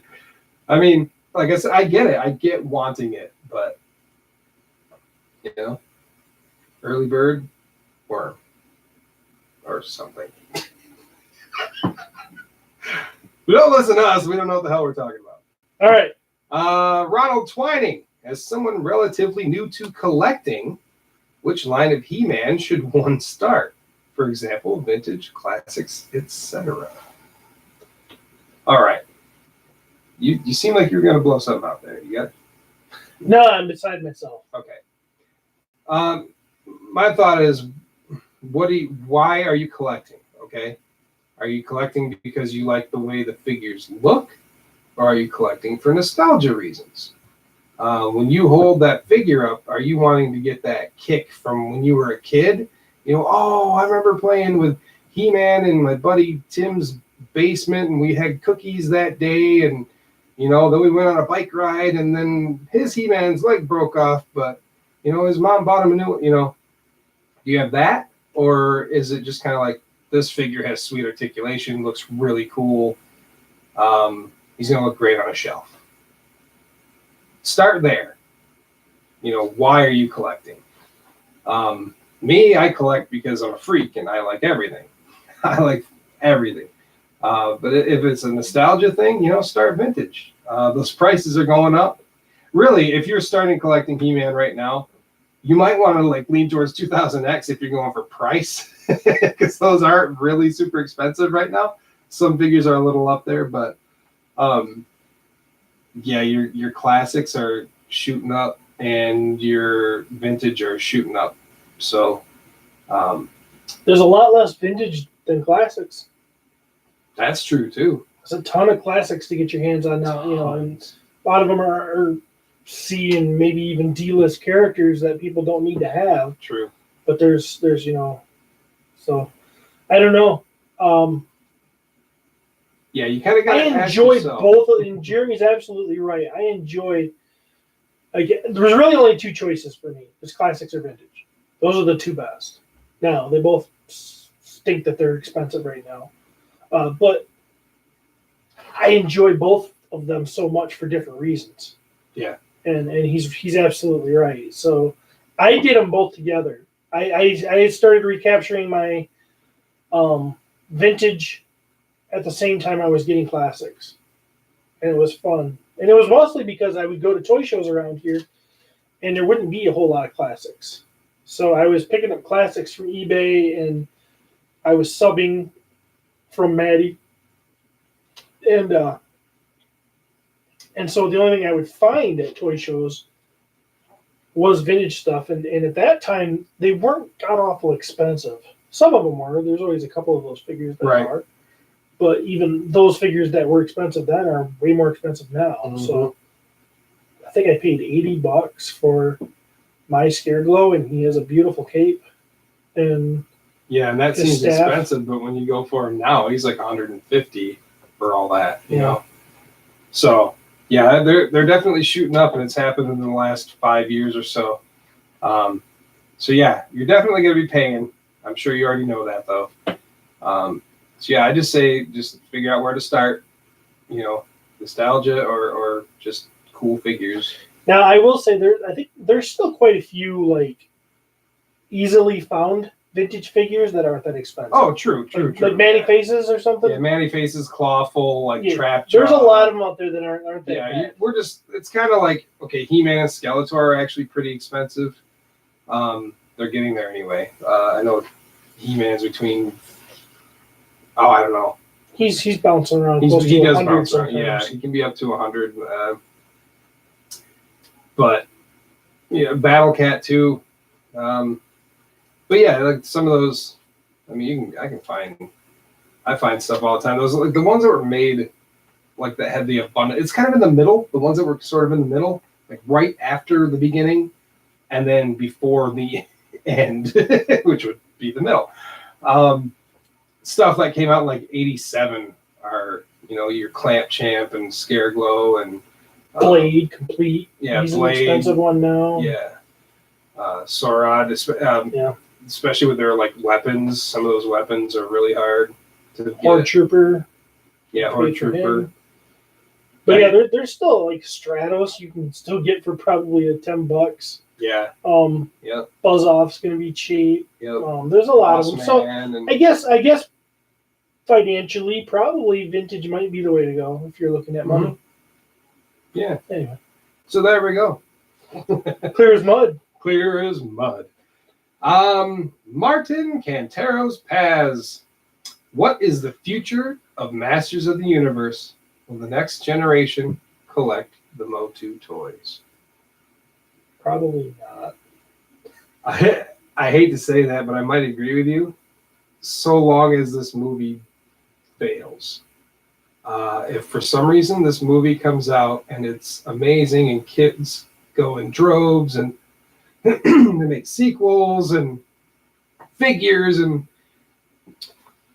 but that's a lot of ifs. So, what do you think the most popular movie franchise is right now? It would have to be Marvel, right? Do you think that kids are even playing with Marvel toys?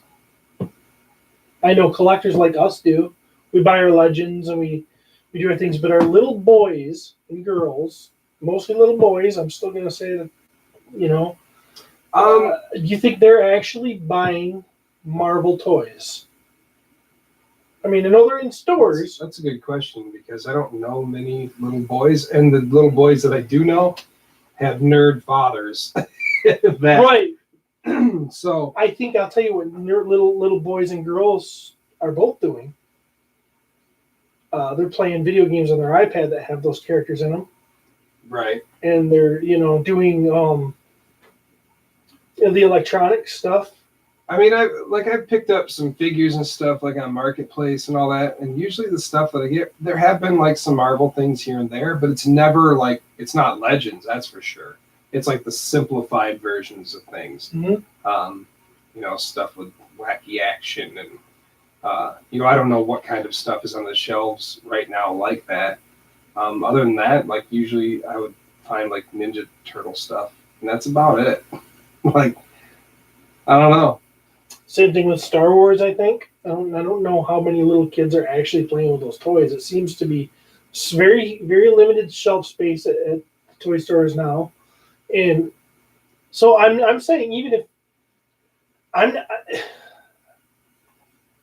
am very pessimistic that there will be a future in toys. I think there's always going to be kids who want to play with toys. And there's going to be parents that are going to, make their kids play with toys, like here, use your imagination, kids like to use their imagination. It's just, I do understand that we are living in a digital world. So yeah, it's kind of, I don't think Masters is going to live. I think it's going to die with us. As unfortunate as it See, I'm not that grim. I think don't the want toys might. I think the toys might die, but I think that if the movie hits, if they can do a good job and build a good franchise, then I think Masters of the Universe can carry on as far as a brand, as far as a form of entertainment, pop culture. So basically, everything hinges on this movie. Because if this movie... Not for us, but for the future, yeah. Right. Because if this movie fails... If it bombs, they're not going to do it again. Mattel's not... They're going to give up. Yeah. They're going to be done. Like, well, we tried again. Done. And they got it. They should really thank Super 7. Can I just say that? Because... It's your podcast. You can say what you want.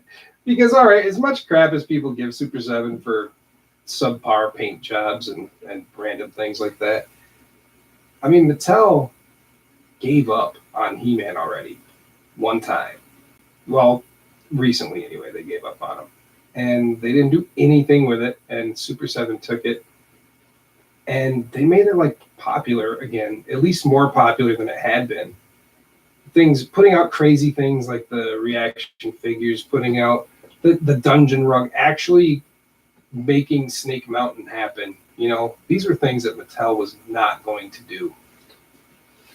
And I've even heard Brian Flynn talking about how, they've seen the interest in Masters, go up over the last few years and stuff.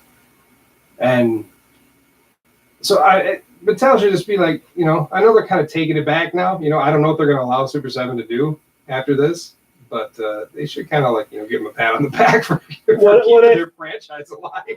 What I find funny is I think that Mattel underestimated fans. Yes, for sure. Because they gave up on us. I remember like the price had hike. Like I remember when classics were going from 25 to 27. You remember that? Yeah. And it was like, I don't know, this might be the end of the line. This, it seems like it was Toy Guru was running the show then. My memory's getting a little fuzzy. At Mattel, and it's like this. As soon as the price gets up to a point, it's no one's going to buy these anymore. Super 7 grabs the brand, jacks the price up to $35 a figure, and says, "Watch us sell this shit." And they did it. I'm telling you, they had faith in the brand. I'll give them that. And Mattel didn't. And now they're going. I mean, like last year, showing up at PowerCon and being like, "Remember us, Mattel? Hi."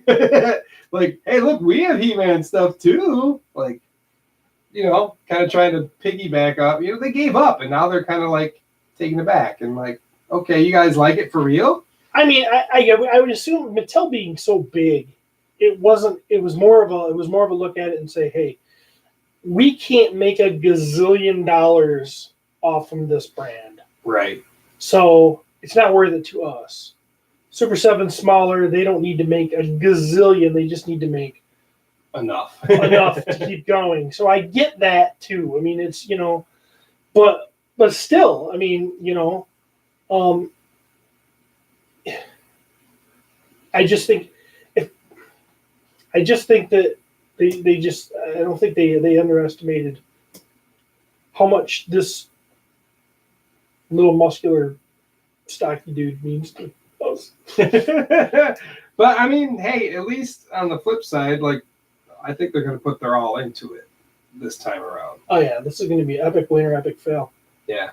So, yeah, keep your eyes out for this one, which we all will. If it fails, I mean, we'll still do the podcast. We'll just talk about how it used to be. Dylan Wright.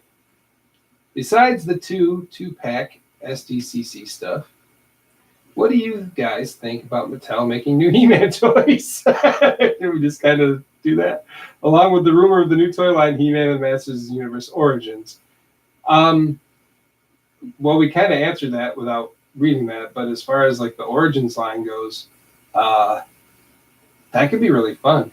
It's going to be fun for us, but as soon as this movie kicks in, it's going to be all movie. Yeah. It's going to be Mattel action figures at retail. They're going to suck. Yep. We're not going to like them, in my opinion. And hopefully this movie makes enough stuff so that they come out with some cool collector stuff. I'm in. Yeah. What do you think they'll have for the Origins line? Red Beast and Skeletor with the yellow bat. Butt cheek Skeletor. Yeah. Butt cheek Skeletor, yellow bat on his chest. Yeah. Old Randor. Yeah, Randor with the old hair. Triclops. Oh, Trapjaw. Trapjaw with those Ram colors Man. There's a lot of Origins things that they can do. They could. Fun. And then it'll probably Tila will look really cool, I think. Tila, blonde hair Tila. And if they do the goddess too. Yeah, there's a lot of cool stuff they can do. I'm excited. They should do that vehicle. Wasn't there a vehicle that like wasn't a toy, but they put it in the early books? Yeah, there's a variation on the something.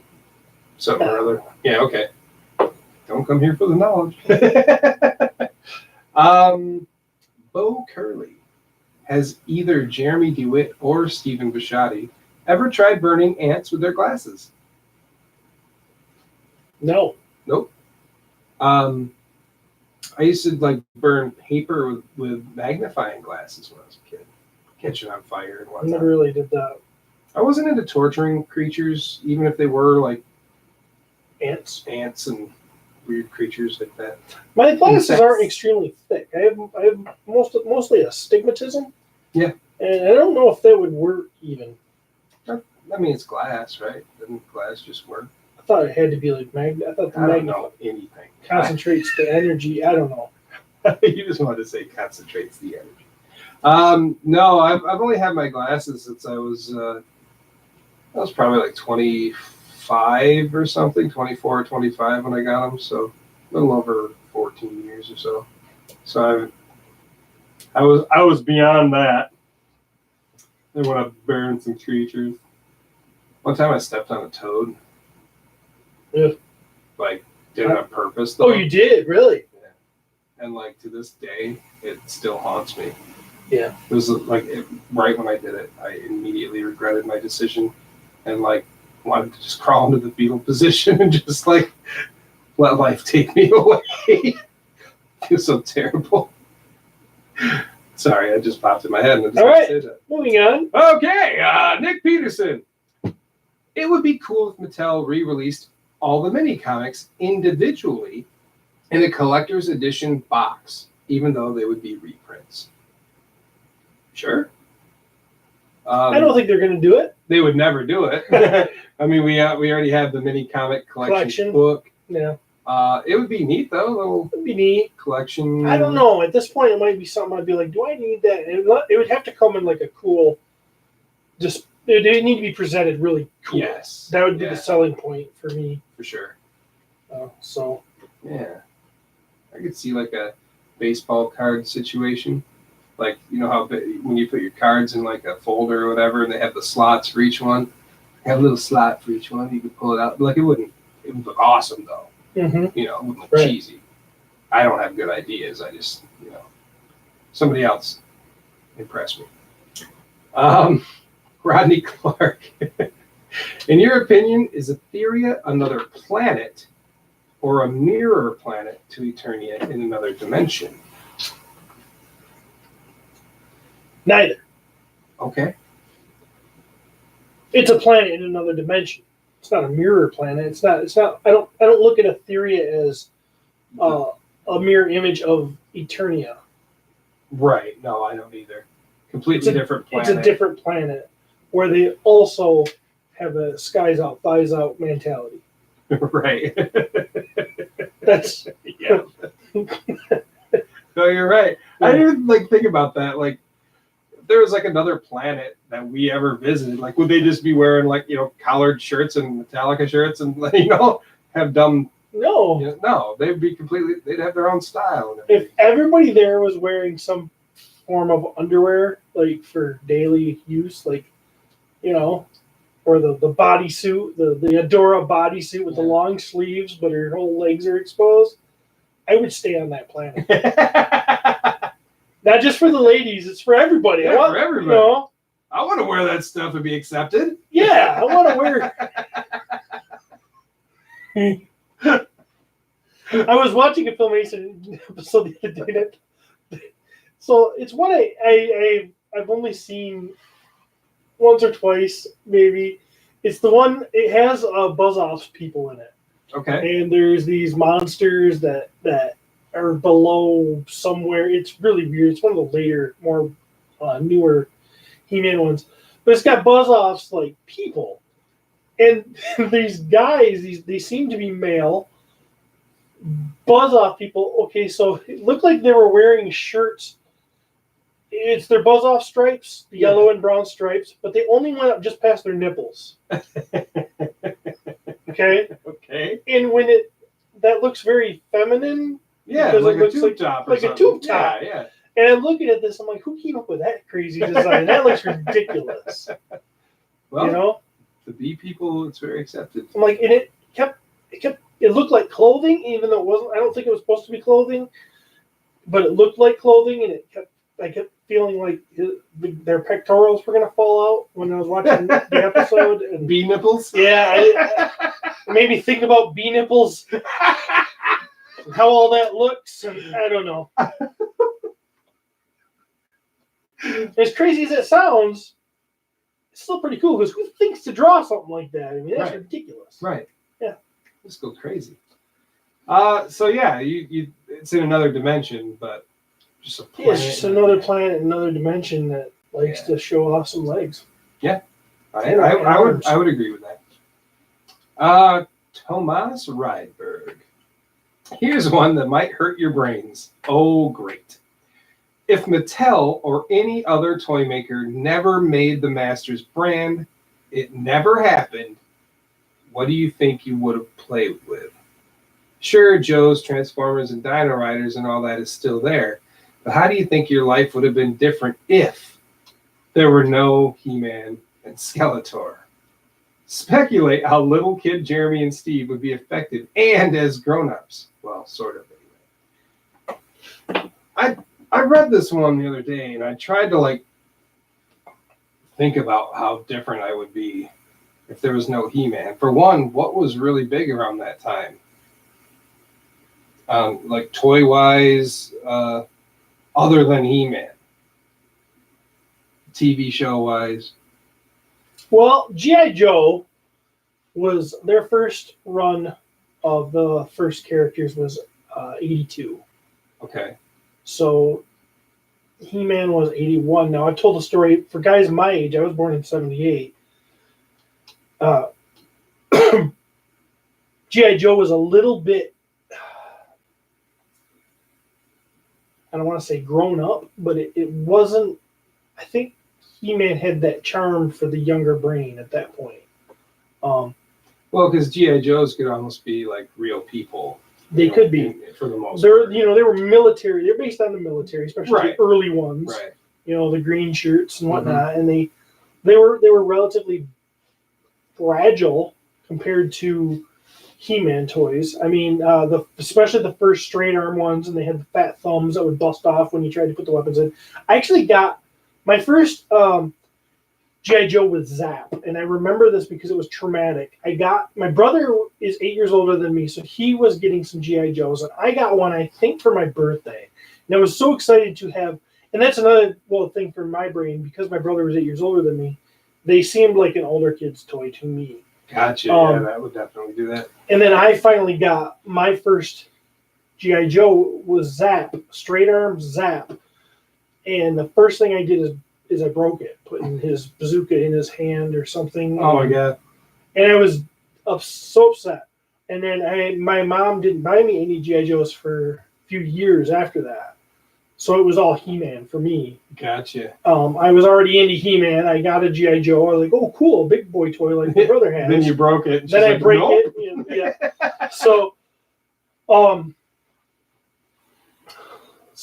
mean, I guess maybe it would have been G.I. Joe faster for me. Maybe. And I do remember Black Star. Yep, there's Black Star. And I thought that those were great. I mean, I was basically attracted to anything with muscles. If the guy had muscles. Yeah, I mean, I'm trying to think of other cartoons around that time. I'm sure there was some Scooby-Doo still going around and some Smurfs and whatnot. Would have just been kiddie stuff like that. I loved the Dungeons and Dragons cartoon. Sure. That was awesome. But I mean, but there wasn't any I don't remember. There might have been toys of it, but I don't know. It didn't have that mass marketing like He-Man did. Yeah, I mean, and we had the Thundercats and Silverhawks and stuff like that. But would those have happened if He-Man wouldn't have? Right, because those were a little bit later.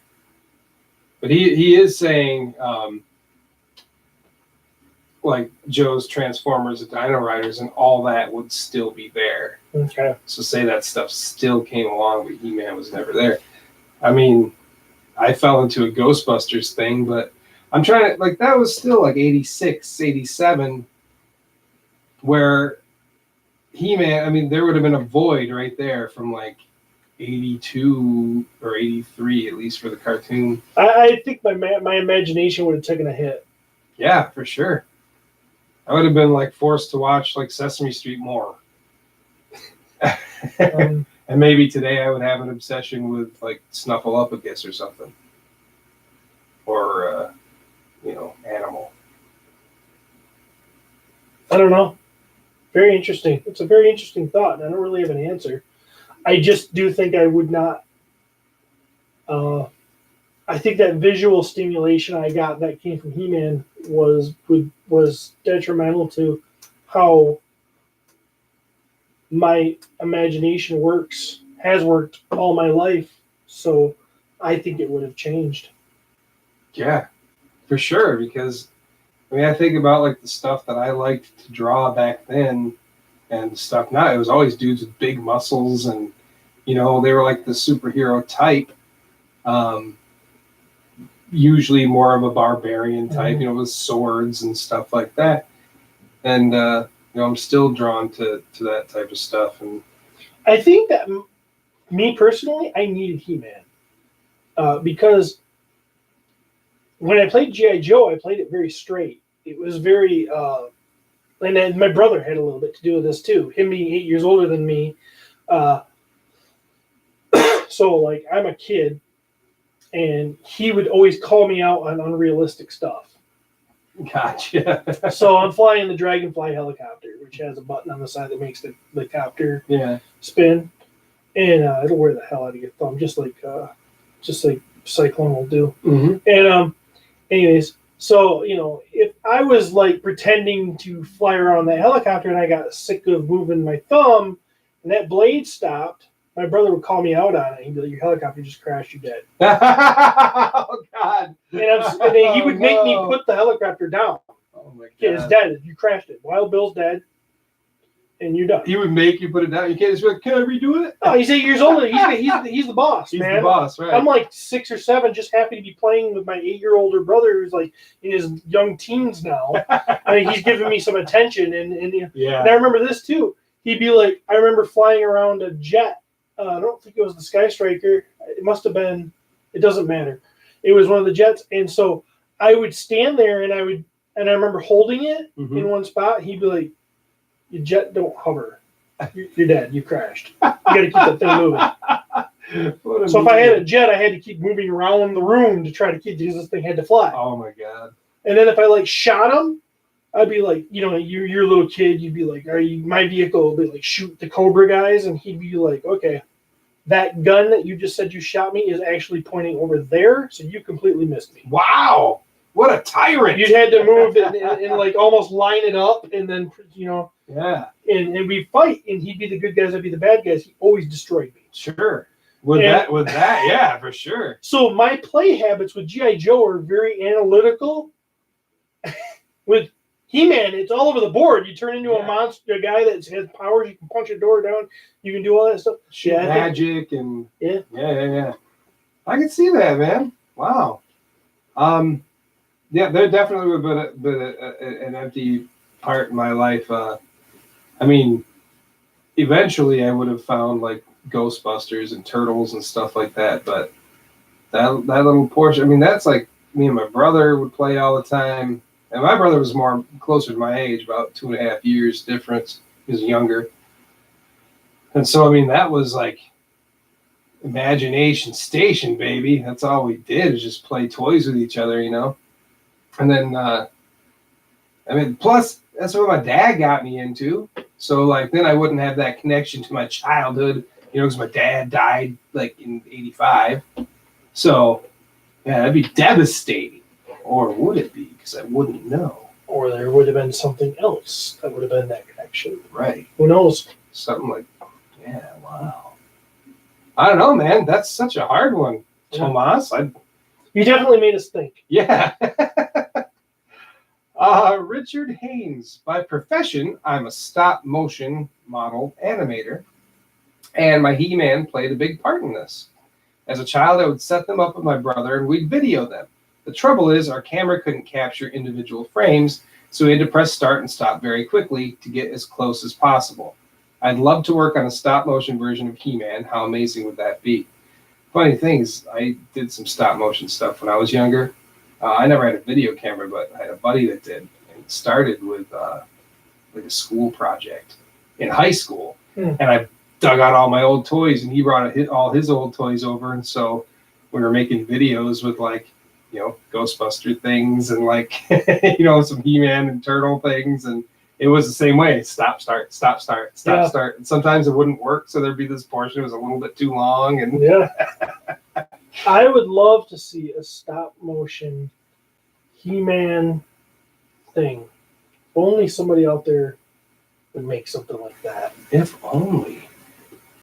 I agree with you. Richard Haynes comes back to say there are rumors of more books related to He-Man coming from Dark Horse. Are there any specific books you'd love to see published? I personally love one that totally delves into the toys. Yeah, that would be great. I would get that. What books? It's really the only thing left, isn't it? We've got the mini comics. We've got the Filmation series book. We've got the newspaper strip the book. art book. We've got the art book. Now we've got the character guide. Yeah. The toys is really what's left. It's the next step. Did they not do a toy? Like, I feel like there's something with the toys. I feel that I've heard. No, I'm like, isn't there something in one of those books? I Oh. recall seeing pictures of figures, but it I is don't- not a toy like I don't think action there's like an figure action guide. figure guide now. And we don't know anything. At least I don't know if you know anything, but I definitely don't know anything about like what books are coming out. But I do know that I've seen Val and Pixel Dan in places where there are tons of toys, like at people's houses who have a lot of toys. Yeah. A lot of Masters figures to be specific.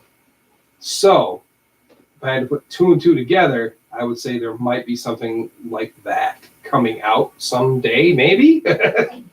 I don't know. No one's told me. So, of course, if someone did tell me and it was a secret, I couldn't tell you anyway. But I'm telling you, I'm a man of my word. I ain't no liar. So, Interesting. yeah. Other than that, I just want some sort of like, that's it. That'd be it. Merchandise book, maybe. Yeah, that'd be cool. See how many like what different types of merchandise there The was two out could there. do one and the same. Ooh. Who knows? I like the way you think, Steve. Yeah. Richard Haynes again. Oh, and that tale of He-Man and Skeletor climbing the mountain was fantastic. Just one more quick question. When you finally get through all the mini comics, do you think you might read through the newspaper strips? Yes. Yes, that's the plan. As a matter of fact, I've had that book for a few years at this point now, and I haven't read one single part of it. And that is due to the fact that I know we are reading it on this show. I have read one single part of it. Well, I might like more than one. I skimmed through it a little bit when I first got it, and then I was like, well, I can't read this yet until I finish my mini comic book. And then I met you, Right. and I had to start over on the mini comic book. And that book should take us until we die. Yeah, pretty much. We Judging might, by the thickness of it. yeah, I don't know how we'll get through it, but I don't know. We're just going to keep trying, I guess. We got just a couple more here. Anthony Houseal says, was there a version of a 2000X character that you wished we got that wasn't released? I'm currently rewatching it with my son. And just saw a deep sea suit for Man at Arms that would have been awesome. How about Web Store when you got all big and That's what I was going to say. Really? Yes, exactly. on what I was gonna say. Ambrosia? Yeah. Yeah, I would have liked to have seen that because that's pretty sweet. I know there's some customs out there of them, but an official release would be sweet. No, I don't know. I don't That know, was my John. one. No, that'd probably be it. I mean, of course, the ones that were never made into figures, they were just made into stactions. Like, that'd be cool. Yeah, of course. Any of the Horde and that what's his name? Calyx? Calyx? Is that it? Yeah, they never made him at all. In Classics, they did. Yeah, in classics, Right. yes. But Yeah, I don't know. I got nothing. okay. And that cool the beast that the underwater beast that Merman rode on, that gotta be kind of cool. That would be cool. MSJ301 says, if the movie bombs, A, how will we go on with our lives? And B, do you think we'll ever get another shot in our lifetimes? I think we kind of went over this already. Yeah. We will keep going on, obviously, just how we always have. Well, the reason we designed Potu the way we did is Potu is actually, if you think about it, it's about nothing. Yeah. It's He-Man. Yeah. But it's really a bunch of baloney based on our love for He-Man. Pretty much. So we can go on forever on that. Yeah, I mean, It's not like we did it topical, like, hey, there's got to be some cool stuff going on with He-Man. no, We can't survive. We'll make up some total bull. I mean, we might have to nix our news section, but that's about it. Yeah, there goes 10 minutes of the show. Yeah. So, 10 minutes of the show. And that's it. So, where does that bring us? That brings us to a toy review. Oh, goodness. We actually haven't done this in a while, and I was thinking about it on the way here. This isn't a vintage toy review, but Yeah. this is a toy review. I was thinking about that on the way here. Like, we still need to get back to our regular toy review because I think we're near the Horde or we're doing some Horde stuff. But when you usually had that big box, I figure, well, we're not going to do that then. So we might as well get into this box. See what we got going on here. Hey, we do have somebody watching us on our live stream.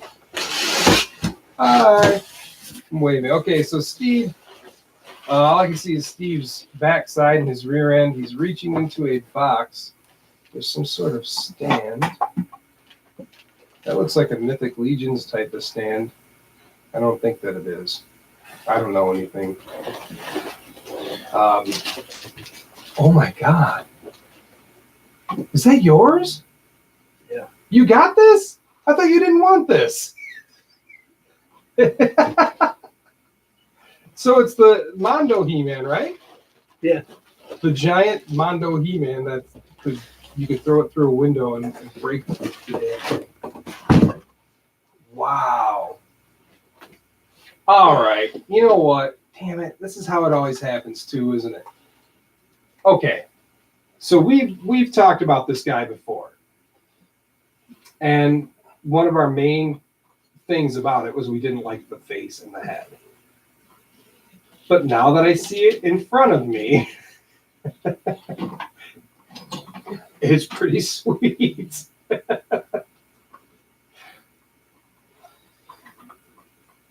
So,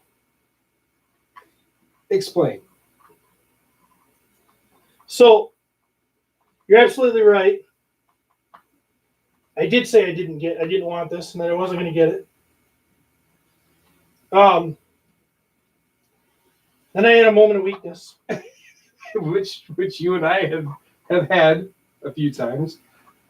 Steve's trying to stand him up here with his big shield, and There's a couple things I like about him, and there's a couple of things I really don't. okay, One of them you're experiencing right now. the shield not staying. So, then I a couple of people got him, and I was watching some reviews because some people have had this thing for a while now, Right. and I was like, I do have a Masters of the Universe podcast. Probably should have this thing and talk about it. Yeah. And there it is. Wow. I'm just sorry. I'm kind of silent. I'm like looking him over. He's big. I didn't realize that he was that big. What is that, like 12 inches? 10, 12? It's 12 inches, but he's got a lot of girth. He's very muscular. He's heavy. He's Paint job. very paint job is really good on him. His weapons are really cool. Okay. Wow. So, Now that's a cool power sword. It's still got that like familiar shape to it. Looks a little battle damaged and stuff. And what I really like is that freaking skull on there. mhm. Double-sided skull with a nice spike at the end. Look at the scabbard. Notice the tip. It's got Battle Cat's helmet on there at the bottom of it. Kind of furry and wow, there's a lot of detail in this stuff.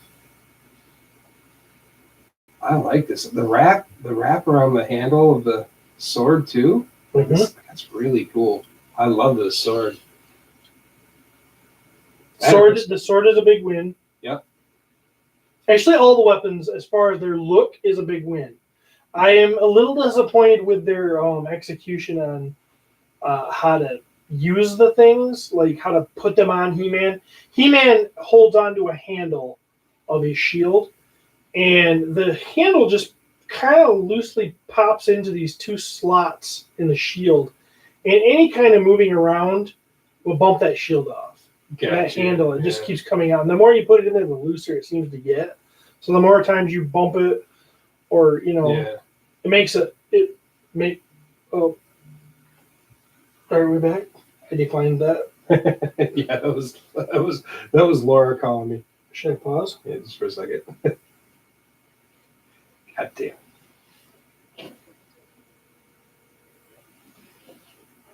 Hi, sorry, still recording. What's up?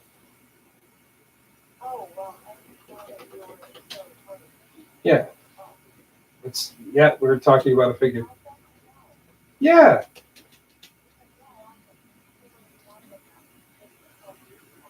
Sorry. Yeah. Bye. All right.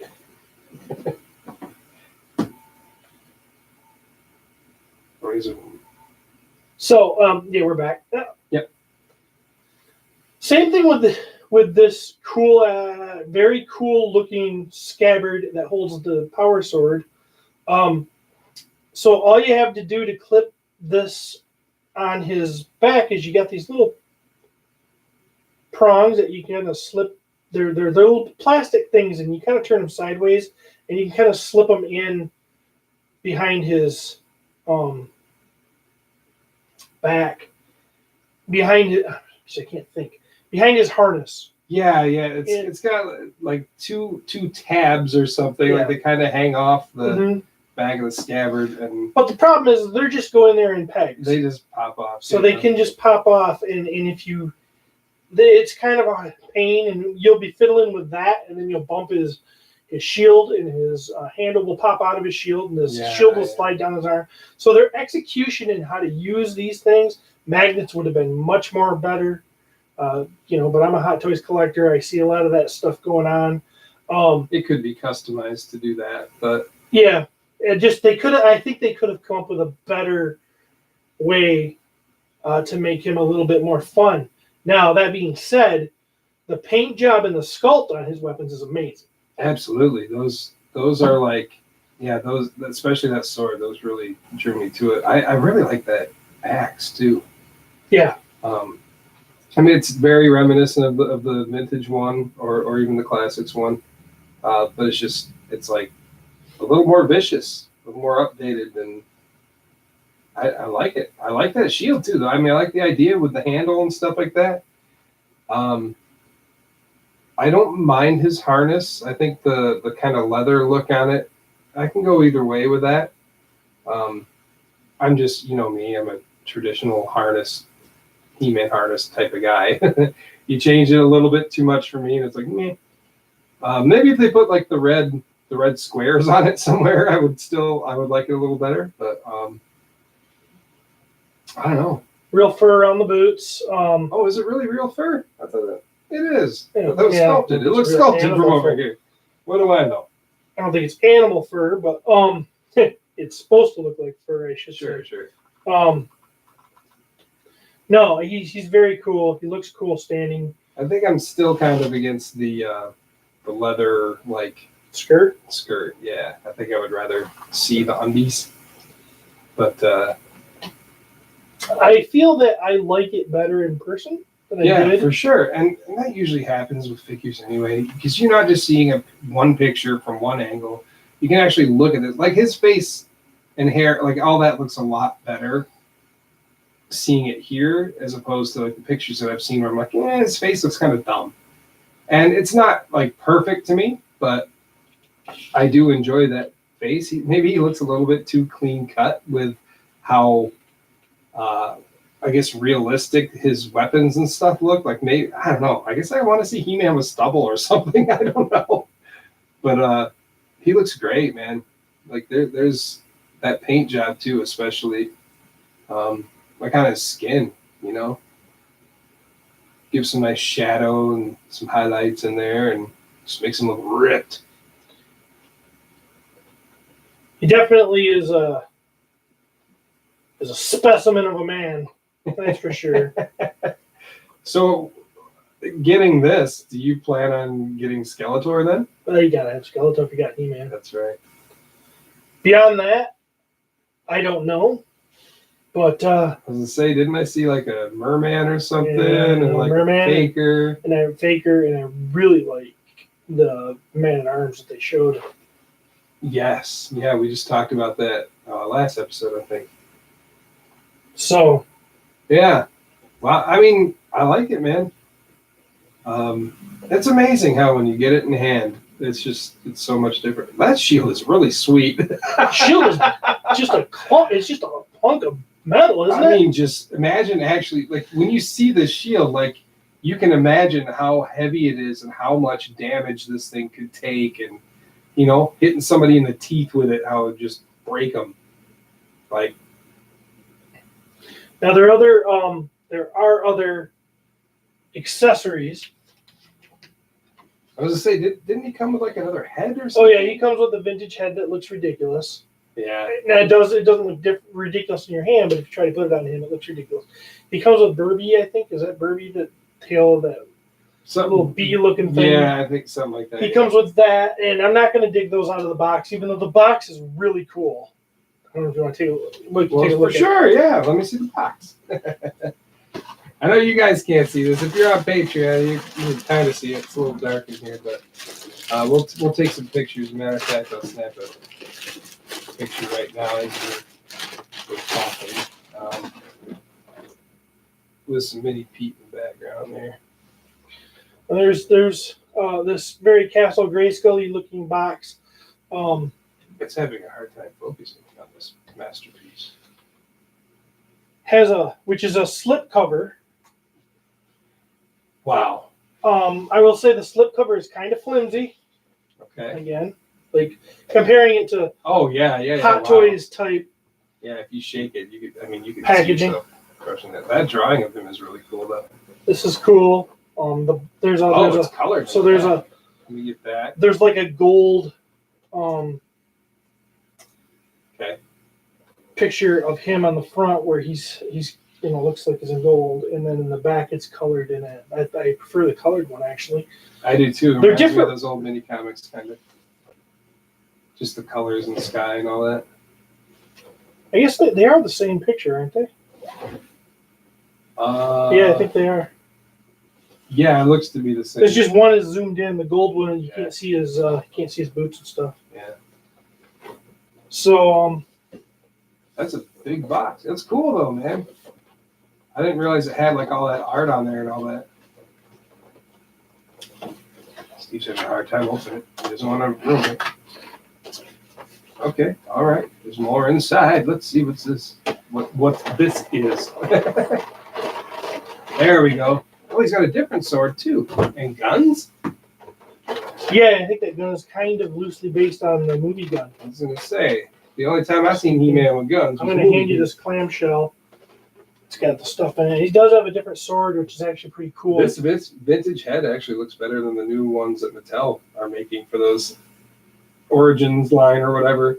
Yeah, it's a cool head. It just does not work on that Doesn't body. work on that body. Oh. It has 4 hands, some fists, and some gun holding hands, I would assume. I didn't realize that Burby, whatever. I didn't realize he was that big. It's pretty huge. Yeah. Some great paint job on that too. The blue. Yeah, and that white. thing is really well done. It doesn't really, in my opinion, fit with It it. doesn't fit with it because it's very cartoony, but it's amazing. Like, done really well. These weapons are, oh, dude. I mean, that is straight up the old rifle from. That's what that is, not the movie. That's That's the old Ah. Castle Grayskull. Maybe the laser Rifle. pistol is from the movie? I thought something was from the movie. That would seem or right. maybe not. I'm not sure where this. Oh, maybe these are all based on Castle Grayskull stuff, but just because I mean they had a regular sword like that in Castle Grayskull. They did. So yeah, those are sweet though. I don't know. This is pretty sweet. How much did it cost you? $160. That's not bad. I mean, I know I complained about it before and said I would never get that, but I mean, seeing you have it, I'm like, cool, man. No, that's awesome, man. So anything I said about Mondo before, I still stand by it. I don't want it, but I don't want to pay for it. There we go. If somehow I traded something for it or something, that would be sweet. But it's not my He-Man, but it does in person. Like seriously, looks way better. You surprised me. I did not expect this. Well, that's what I wanted to do. And another thing too, I do collect 12-inch figures. Exactly. Jeremy really doesn't. No. And if I'm going to have a 12-inch figures, I've got some of my best Marvel characters, Captain America, and my Star Wars stuff. I should have a 12-inch representation of He-Man. For sure. It can go where your Hulkbuster once was. All right. So I guess that we're done now with figure review. I'm waiting because Steve's putting his box away here. I don't want you to rush that because I can see some damage happening on that. I really like that Castle Grayskull on the outside. Yeah, they should have made that a little tougher, a little stronger. Oh God, don't break it. Yeah, just put it down. Do it later. Shouldn't be that hard, should it? So that will bring us on to our mini comic review, my friend. Yes, sir. That will.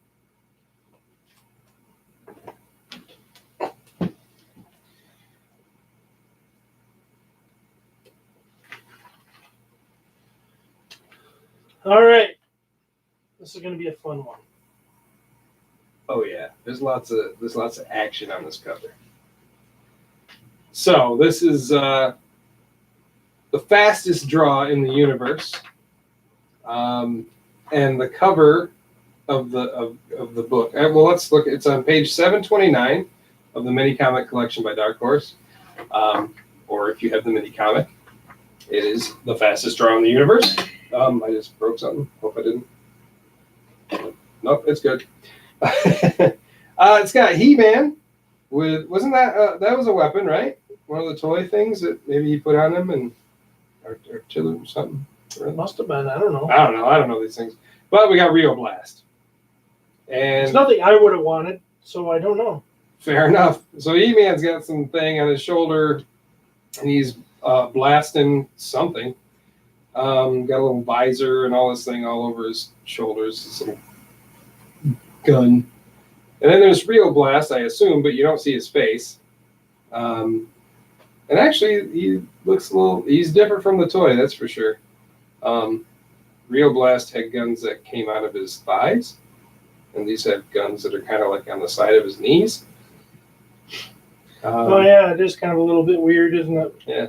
And his handguns were actually, I mean, I guess those work, but they look like he's just holding pistols, and he actually had guns that were just attached to his hands. But so they're very shooty, lots of shooting going on. It doesn't look like they're shooting at anything in particular, and there is no Castle Grayskull on this cover, so just a big green ball in the background. So, okay, I can already tell the art's different. I'm mad. Yeah, it's a little bit different. Skeletor really looks different.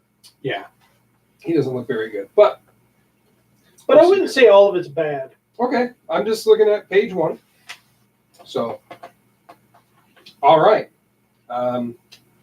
Who do we have in here? Well, we got Rio. Got Rio. I can do a Rio. You can do a Rio? Yes, you want to do a Rio, like really bad. Well, I saw that you were practicing earlier. And I did want to because I had this funny Southern thing going on, but Okay. Well, if you think yours is better than mine, I have no idea. I just saw one thing. I don't want to steal it from you, though. Although it looks like then you would be talking to yourself a little bit. Oh my God, this is really Western, isn't it? oh yeah. We also have a Cobra Khan. Didn't you do Cobra Khan before? I don't I think you were Cobra Khan before. remember. If I did do Cobra Khan, I don't remember how I did Cobra Khan. And I don't know that I've seen Beastman speak in this at all. Just skimming through here. It's up to you, man. Whatever you want to do. If you worked on your Rio Blast, I don't want to steal anything from you. It wasn't really too hard the way this is written. Here, all right, here. Forget it. Go to page 733. Okay, 733. Right upper hand corner. Mm-hmm. Do your Rio Blast. Oh, all right.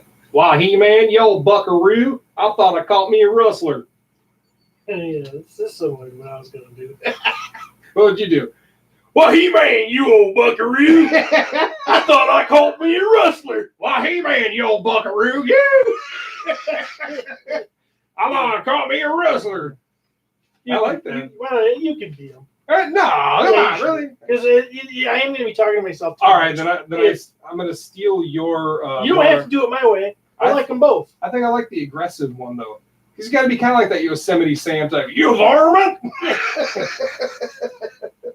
All right.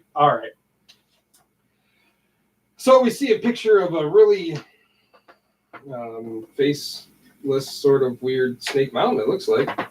We get some narration. Deep in the heart of Snake Mountain, Skeletor and his evil henchmen hatch a new plot to harass their enemies. Yeah. Okay. And here is where their herds graze. If our plan works, the herds will be driven off and the crops will be destroyed. Wonderful! The citizens of Eternia shall suffer slowly. He-Man won't be able to help them because he, too, will be too weak from hunger. We are ready now, Master. The fastest draw in the universe. Verse. Then go! Begin your fiendish work and see that you do not fail, Cobra Khan, or I will turn you into a pair of snakeskin boots. That's a good one, boss. And you will become a beast-skin rug if I'm not satisfied with your work. Skeletor's face looks really bad there. Yeah, it's not good. Oh, okay. No more face-to-face battles with He-Man. From now on, I'll be more devious than that. Today, hunger takes hold in the flatlands of Eternia. Soon, all of Castle Grayskull's defenders will be too weak to withstand me. Several days later, two friends are taking a holiday. It's good to be in open country again, Orko. I can hike for whoa. So you caught me off guard. Prince Adam drops into a hole. God, I'm usually Orko, aren't I? Yeah, I see? hate Orko. I don't hate Orko. I hate doing Orko Oh, okay. because it makes my voice hurt. It looks like a trap of some kind. Better check it out. And Orko levitates down there. Yes, levitates. Now, who do you suppose put this here? Maybe I can. Whoa. It's like a oof. Yeah. Maybe I can give you a hand. This pit is too deep, little friend. But He-Man should have no problem. By the power of Grayskull, I have the power. And hoppity doo, they both jump right out of there. Or Orko levitates. I have no idea who's. Oh, that would be me. Oh. I've got you now, you slimy swamp toad. Why, He-Man, you old buckaroo. I thought I called me a rustler. Real Blast, my old friend. Buckaroo, rustler. Like these Western terms are crazy. As evening falls, tales are traded over the campfire as old friends catch up on the recent events in Eternia. And that's the last time I battled Skeletor. Things have been pretty quiet lately. Almost too quiet. So tell me, why have you set all these traps? Woo! Well, somebody's been spooking the herds hereabouts. They've been charging and stampeding every which way, and they're tearing up the crops something fierce. The villagers asked me to look into it. Shucks, I guess they heard I used to be a lawman. I mean, they straight up have like the carriage and everything sitting around this. And all his words have like, they take off the G's and put the apostrophes. Oh yeah, it's great. Yeah, It's great. okay. Could you use a little help, Real Blast? Oh, hey, man, you old son of a gun. I'll be plumb tickled, partner. You too, Orko, even though you're no bigger than a tadpole. Here, little feller, dig right in. Now, I ain't one to brag, but I got to admit, I'm not only the best dang cowhand in these parts, I also make the best barbecue. Woo! Tastes okay so far. Fruit's on fire. Orko, what's wrong? Just washing down my meal. So apparently it's Green slime? I don't know. I don't know what he dunked himself in, but I assume that was water. But it's definitely some spicy meal that he made. Orko tried to eat it and he burned his throat and had to dunk his head in this liquid of sorts in a bucket. So So now the next panel is Real Blast offering a plate to He-Man, yes, and He-Man responding, "No thanks, Real. I had a big lunch." as the heroes rest, dawn breaks over the horizon. The skies are clear, but What's that? Sounds like thunder. I wish it were thunder, He-Man, but I think we got ourselves a stampede. Come on, we can head them off into a box canyon this way. Oh, this away. it's literally steer like right towards the Right. I think He-Man and Orko are taking off in a different direction, and we'll work from this side. It's very dusty and Oh yeah, this is a place on Eternia we've never seen before. right. Suddenly, Rio Blast undergoes an amazing transformation. Wow! Look at all those guns! Yeah! Move along, little doggies. He's sorry. Rio Blast's awesome firepower sends the cattle barreling off in a new direction. Now their Real Blast is drawn more accurate. Yeah, looks like those things flip off from his thighs and have the guns in them. Yeah, it makes. I see what they're doing. They just didn't leave like the open hole in his legs, Right. So I guess that makes a little bit more sense. The toy obviously had to have the holes. Me, I thought like he was more of a cyborg. Yeah, that's how I always took it. So maybe that's not how they take it here. But it's the Mega Laser. That's what it is. Yeah. I'm dumb. Now I can test this new Mega Laser. Darn! I'm caught on a cactus! That's a cactus. Yeah. It just looks like spikes. So yeah, It's all piercing. looks like Orko's- Orko's being yeah. dead. Yeah, I know. He's Obviously, stabbed. yeah, he doesn't have body parts in that area of his No. robe. And so then there's a cattle Yep. or a bull running towards him or something. Oh I'm gonna be stampeded. He-Man, help! Oh no! I can't reach him in time unless. The mighty force of the Mega Laser turns the herd in yet another direction. So they're just using these lasers to scare them off in different directions. Yes, they're just shooting at the ground and Yeah. just making noise. Yeah. Yeah. Are you all right? I think so. That was a close one. Well, they certainly don't look very healthy. I wonder what's going on. High up on a nearby ridge stands He-Man's answer. Cobra Khan and Beastman watch with disgust as Rio Blast calms the herd. Curses. A perfect stampede ruined by some rodeo cowhand. Grr. And He-Man would have been flat as a pancake, too. Still, if we can dispense with He-Man and his friends, we can do away with the cattle and starve the nearby village. Back at camp.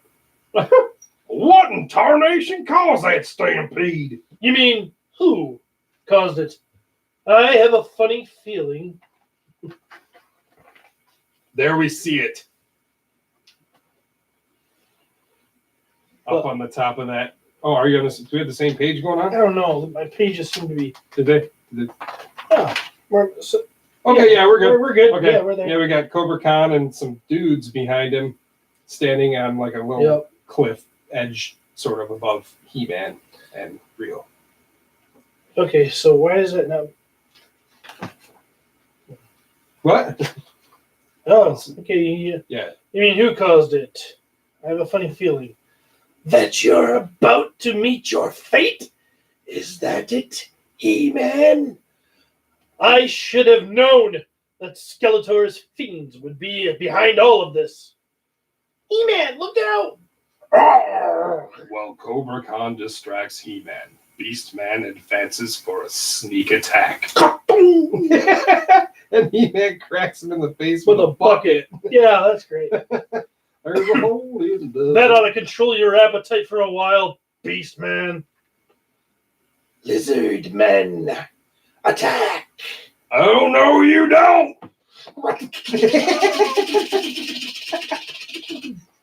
So, he has lizard men, this snake man. Yeah, Okay. there must be a subculture of Yeah. snake men. And it's weird because I don't know if they're wearing like netting all over their bodies or I if think that's it's supposed just to be scales. scales. Yeah. But I mean, look at Cobra Khan's scales; those are done really well. But yeah, they just have like orange harnesses and belts, and they're pink with scales or netting. All right. With a barrage of bullets, Rio Blast rips away the rocks beneath the lizard men. Come on, little feller! Let's bulldog them lizards! He-Man will take care of that silly snake. So they're grabbing a rope Yep. and they're going to tie him up. Bulldogging champs! Yeah! My venomous mist will put you to sleep and end your meddling forever, He-Man. Sorry to disappoint you, Khan, but I got a good night's sleep last night. So, he spit like venom at He-Man, and He-Man used a shield and like deflected it back at him. Is that what you're getting out of it? Is that why he's going? No, what's happening is I think that might be. Is that Rio's barbecue?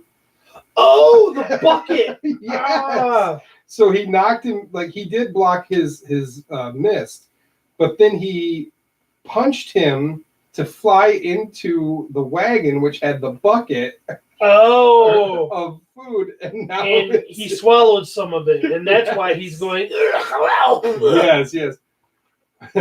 Well, some folk Oh. just don't appreciate good cooking, I guess. I don't know what, Rio Blast. Y'all sure have y'all sure have been a big help to me. That's what friends are for, Rio. Blast. Why does he say? Yeah, they're such good friends. Can't you just say, "Hey, Rio"? You know? Right. That's his full name. I It's just know. separated. That's what friends are for, Rio Blast. To help other friends in need. Well, I'm getting all misty here. Tell you what, you fellers sit yourselves right down, have a good square meal with me. There's just another pot of barbecue sauce inside the wagon. Just enough for the three of us. Next time we help out a friend, let's make sure he doesn't cook. And Oh my god. Now, I want to say that story sucks. Yeah, straight up. That was like they took every like cliche they could through this country western thing, and there's Stampede. I mean, everything. I feel like we couldn't even make that funny. No, right? It Like was usually like, we laugh our guts out doing these, and I was just kind of like, here we are again. I Like, mean, I hate to be a letdown, but I felt let down. like Not by you or me. no. The It's story just didn't not have a a lot good. of. Yeah, not good at all. They didn't. There's no justice for Rio here. Like I think some of his art is cool. Like when he's blasting. Yeah. There's some elements of this art that I enjoy. He's dynamic, but a little rough. Which there's a place for that. I dig that. I actually like his Orko. But like, how boring would this be to draw? Like, here, let's just do like rocks and cattle, and I mean, yeah, Beastman and Cobra Khan show up, but do they really? I mean, it's just It needed more Skeletor, yeah. I mean, or and it might be our fault because the characters it had aren't some of our best characters. maybe, but I just think overall it was like too many like Western cliches and just. I mean, he even had to like let round them up. He had the rope and you just. son of a gun! I Yeah. like that. You old son of a gun! My favorite part though would probably have to be the He-Man knocking Cobra Khan into the wagon and then Yeah, that's eating pretty. the barbecue or powerful. whatever, and that's what makes it. And he picks up Beastman, like carries him under his arm, and they all run away. So there's some elements of this that are fun, but overall not so great. So, but it looks like next time we have some little bit better art, and Did I see a Rock Warrior in there? dude. We do a little bit of searching ahead here, and there's some Cyclone and Rock Warriors, and this art is actually pretty. Yeah, from here across the table. Oh, It looks dude, I kinda mean, cool. Red Grant is the pencils, and Bruce Timm does the inks. So Mhm. yeah, there's some good stuff coming up next episode with the Hordes of Hordak. So wow, man, we did it. That's it. Yeah. That'll close up episode 47 Yeah, you got it. of the 47. Podcasters of the Universe. Check us out all over the place. Check us out at the Potuniverse. Yeah, the Potuniverse. We're on Twitter. We're on the Instagram. We're on Facebook. Facebook's probably our most populated area. We have a group and a page on there because we started a page first, and sometimes they don't show that to everybody, so we did a group. So obviously you're listening to this somewhere, but if you want to share it with your friends or you want to find another place that's more convenient or whatever, we're on Stitcher, we're on Spotify, we're on iTunes, we're on Podomatic, and probably other places that we don't know about. So Accurate. Yeah. Yeah, thanks to our Patreon supporters. Thanks to anybody who listens, really. We love you all, and we hope you keep going on this journey with us. Look out for some giveaways and some fun things coming in the future. And that'll be coming around the bend. We'll be coming around the bend in a couple of weeks, and Yeah. until then, we'll see you around the universe. Woo! we did it.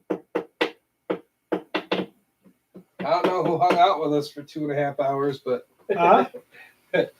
there was somebody in there. Oh, now I got my. Oh, I gotta buckle this back up. There we go. Oh yeah.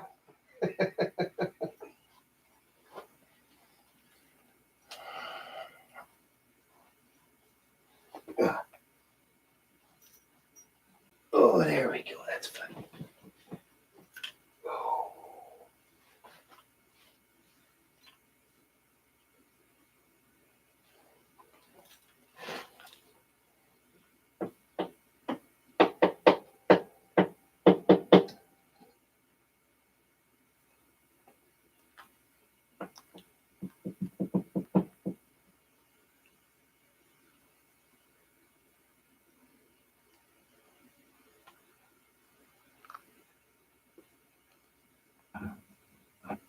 That's cool. I don't know if I can get him to stand back up here. I did it. Thanks, guys.